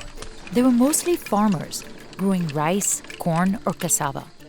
But in the last few years, a crippling drought has hurt the agricultural industry. At least 1.6 million are now food insecure and need humanitarian assistance. It rains so rarely here that people rush to collect water, like Rafara Malala Yantra So's family. They used to grow crops in the town of Menaloha. Voanjo, de mangas, de vary. Ilo zao ny asa. This land where she mines officially belongs to the government, but no one stops locals from digging. Tsy mba rahafahafa ny fandananay ato e. Mandady. Any ianao? Ty. Tony zao fa izy ty. De tony atony. Mafy be raha tsy afaka ny vato. There's little oxygen inside. And hammering stirs up clouds of fine mica dust. The toxic particles can cause a deadly lung disease called silicosis. Ilaina mihitsy fa ny raha tsisy de tsy maintsy miaina amin'ny zava-misy. Amin'le mipoka peg sy ny Am'le tanana tahorana maratra am'le vato dia ilaina daholo izy zany. Mama now! Even though the Ministry of Mines and Strategic Resources oversees the industry, pits often operate without permits, and miners say they have little support. Mbola tsy nanome fanampiananay taty mihitsy avy ny fanjakana. Mbola tsisy mihitsy. We reached out to the country's mining ministry for comment, but did not hear back. After a long day of work, Rafara Malala says her whole body hurts. Mintsy mandreraka be fa le familomantena dia tsy maintsy. Le zaza tsisy hoanina dia tsy maintsy manao foana. But just like Razanat Sara, she barely makes enough to get by. Ny azo le vola isan'andro zao dia vary fotsy. Vary fotsy sy ny kafe sy ny siramamy. Ny sira, ny petrol.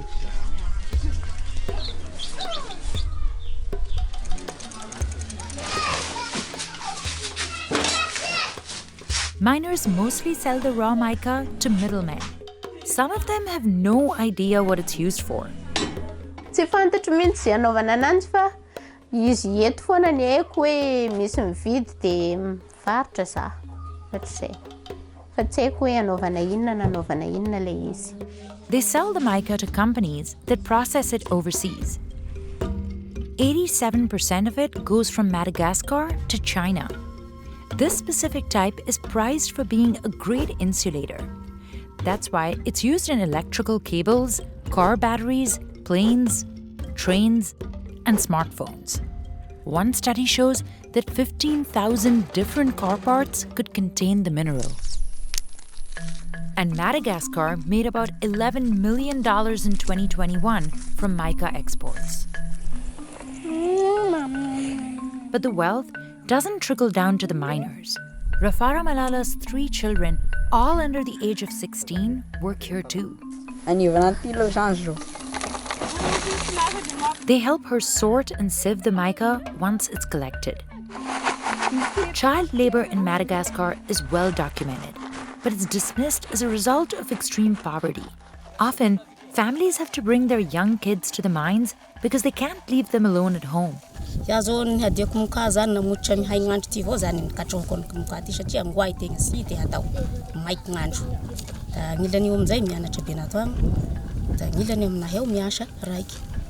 At least 11,000 children work in the country's mining sector. But experts say that number is probably much greater after 4 years of drought.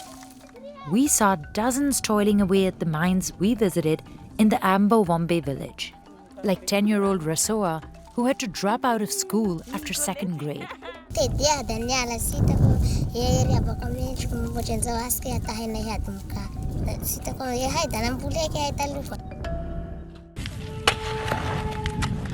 Child labor is not just a problem in Madagascar. Mica mines in India, another major exporter, are also filled with children. The mica found here is used in cosmetics for its shimmering effect, and at least 22,000 kids dig for it in India's Jharkhand and Bihar districts. Despite the risks, families can't afford to stop working there. So nonprofits like the Responsible Mica Initiative are trying to empower them by providing education and access to better healthcare. It is also hoping to create a responsible international supply chain by trying to eliminate child labor at these mines. But that can be tricky. Many tech and auto companies buy parts containing mica from Chinese firms that source it from different mines.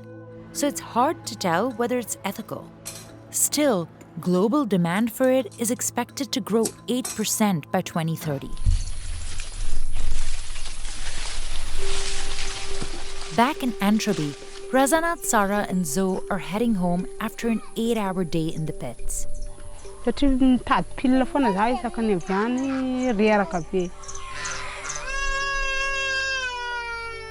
She has 2 young daughters, so she needs this job, especially during the drought.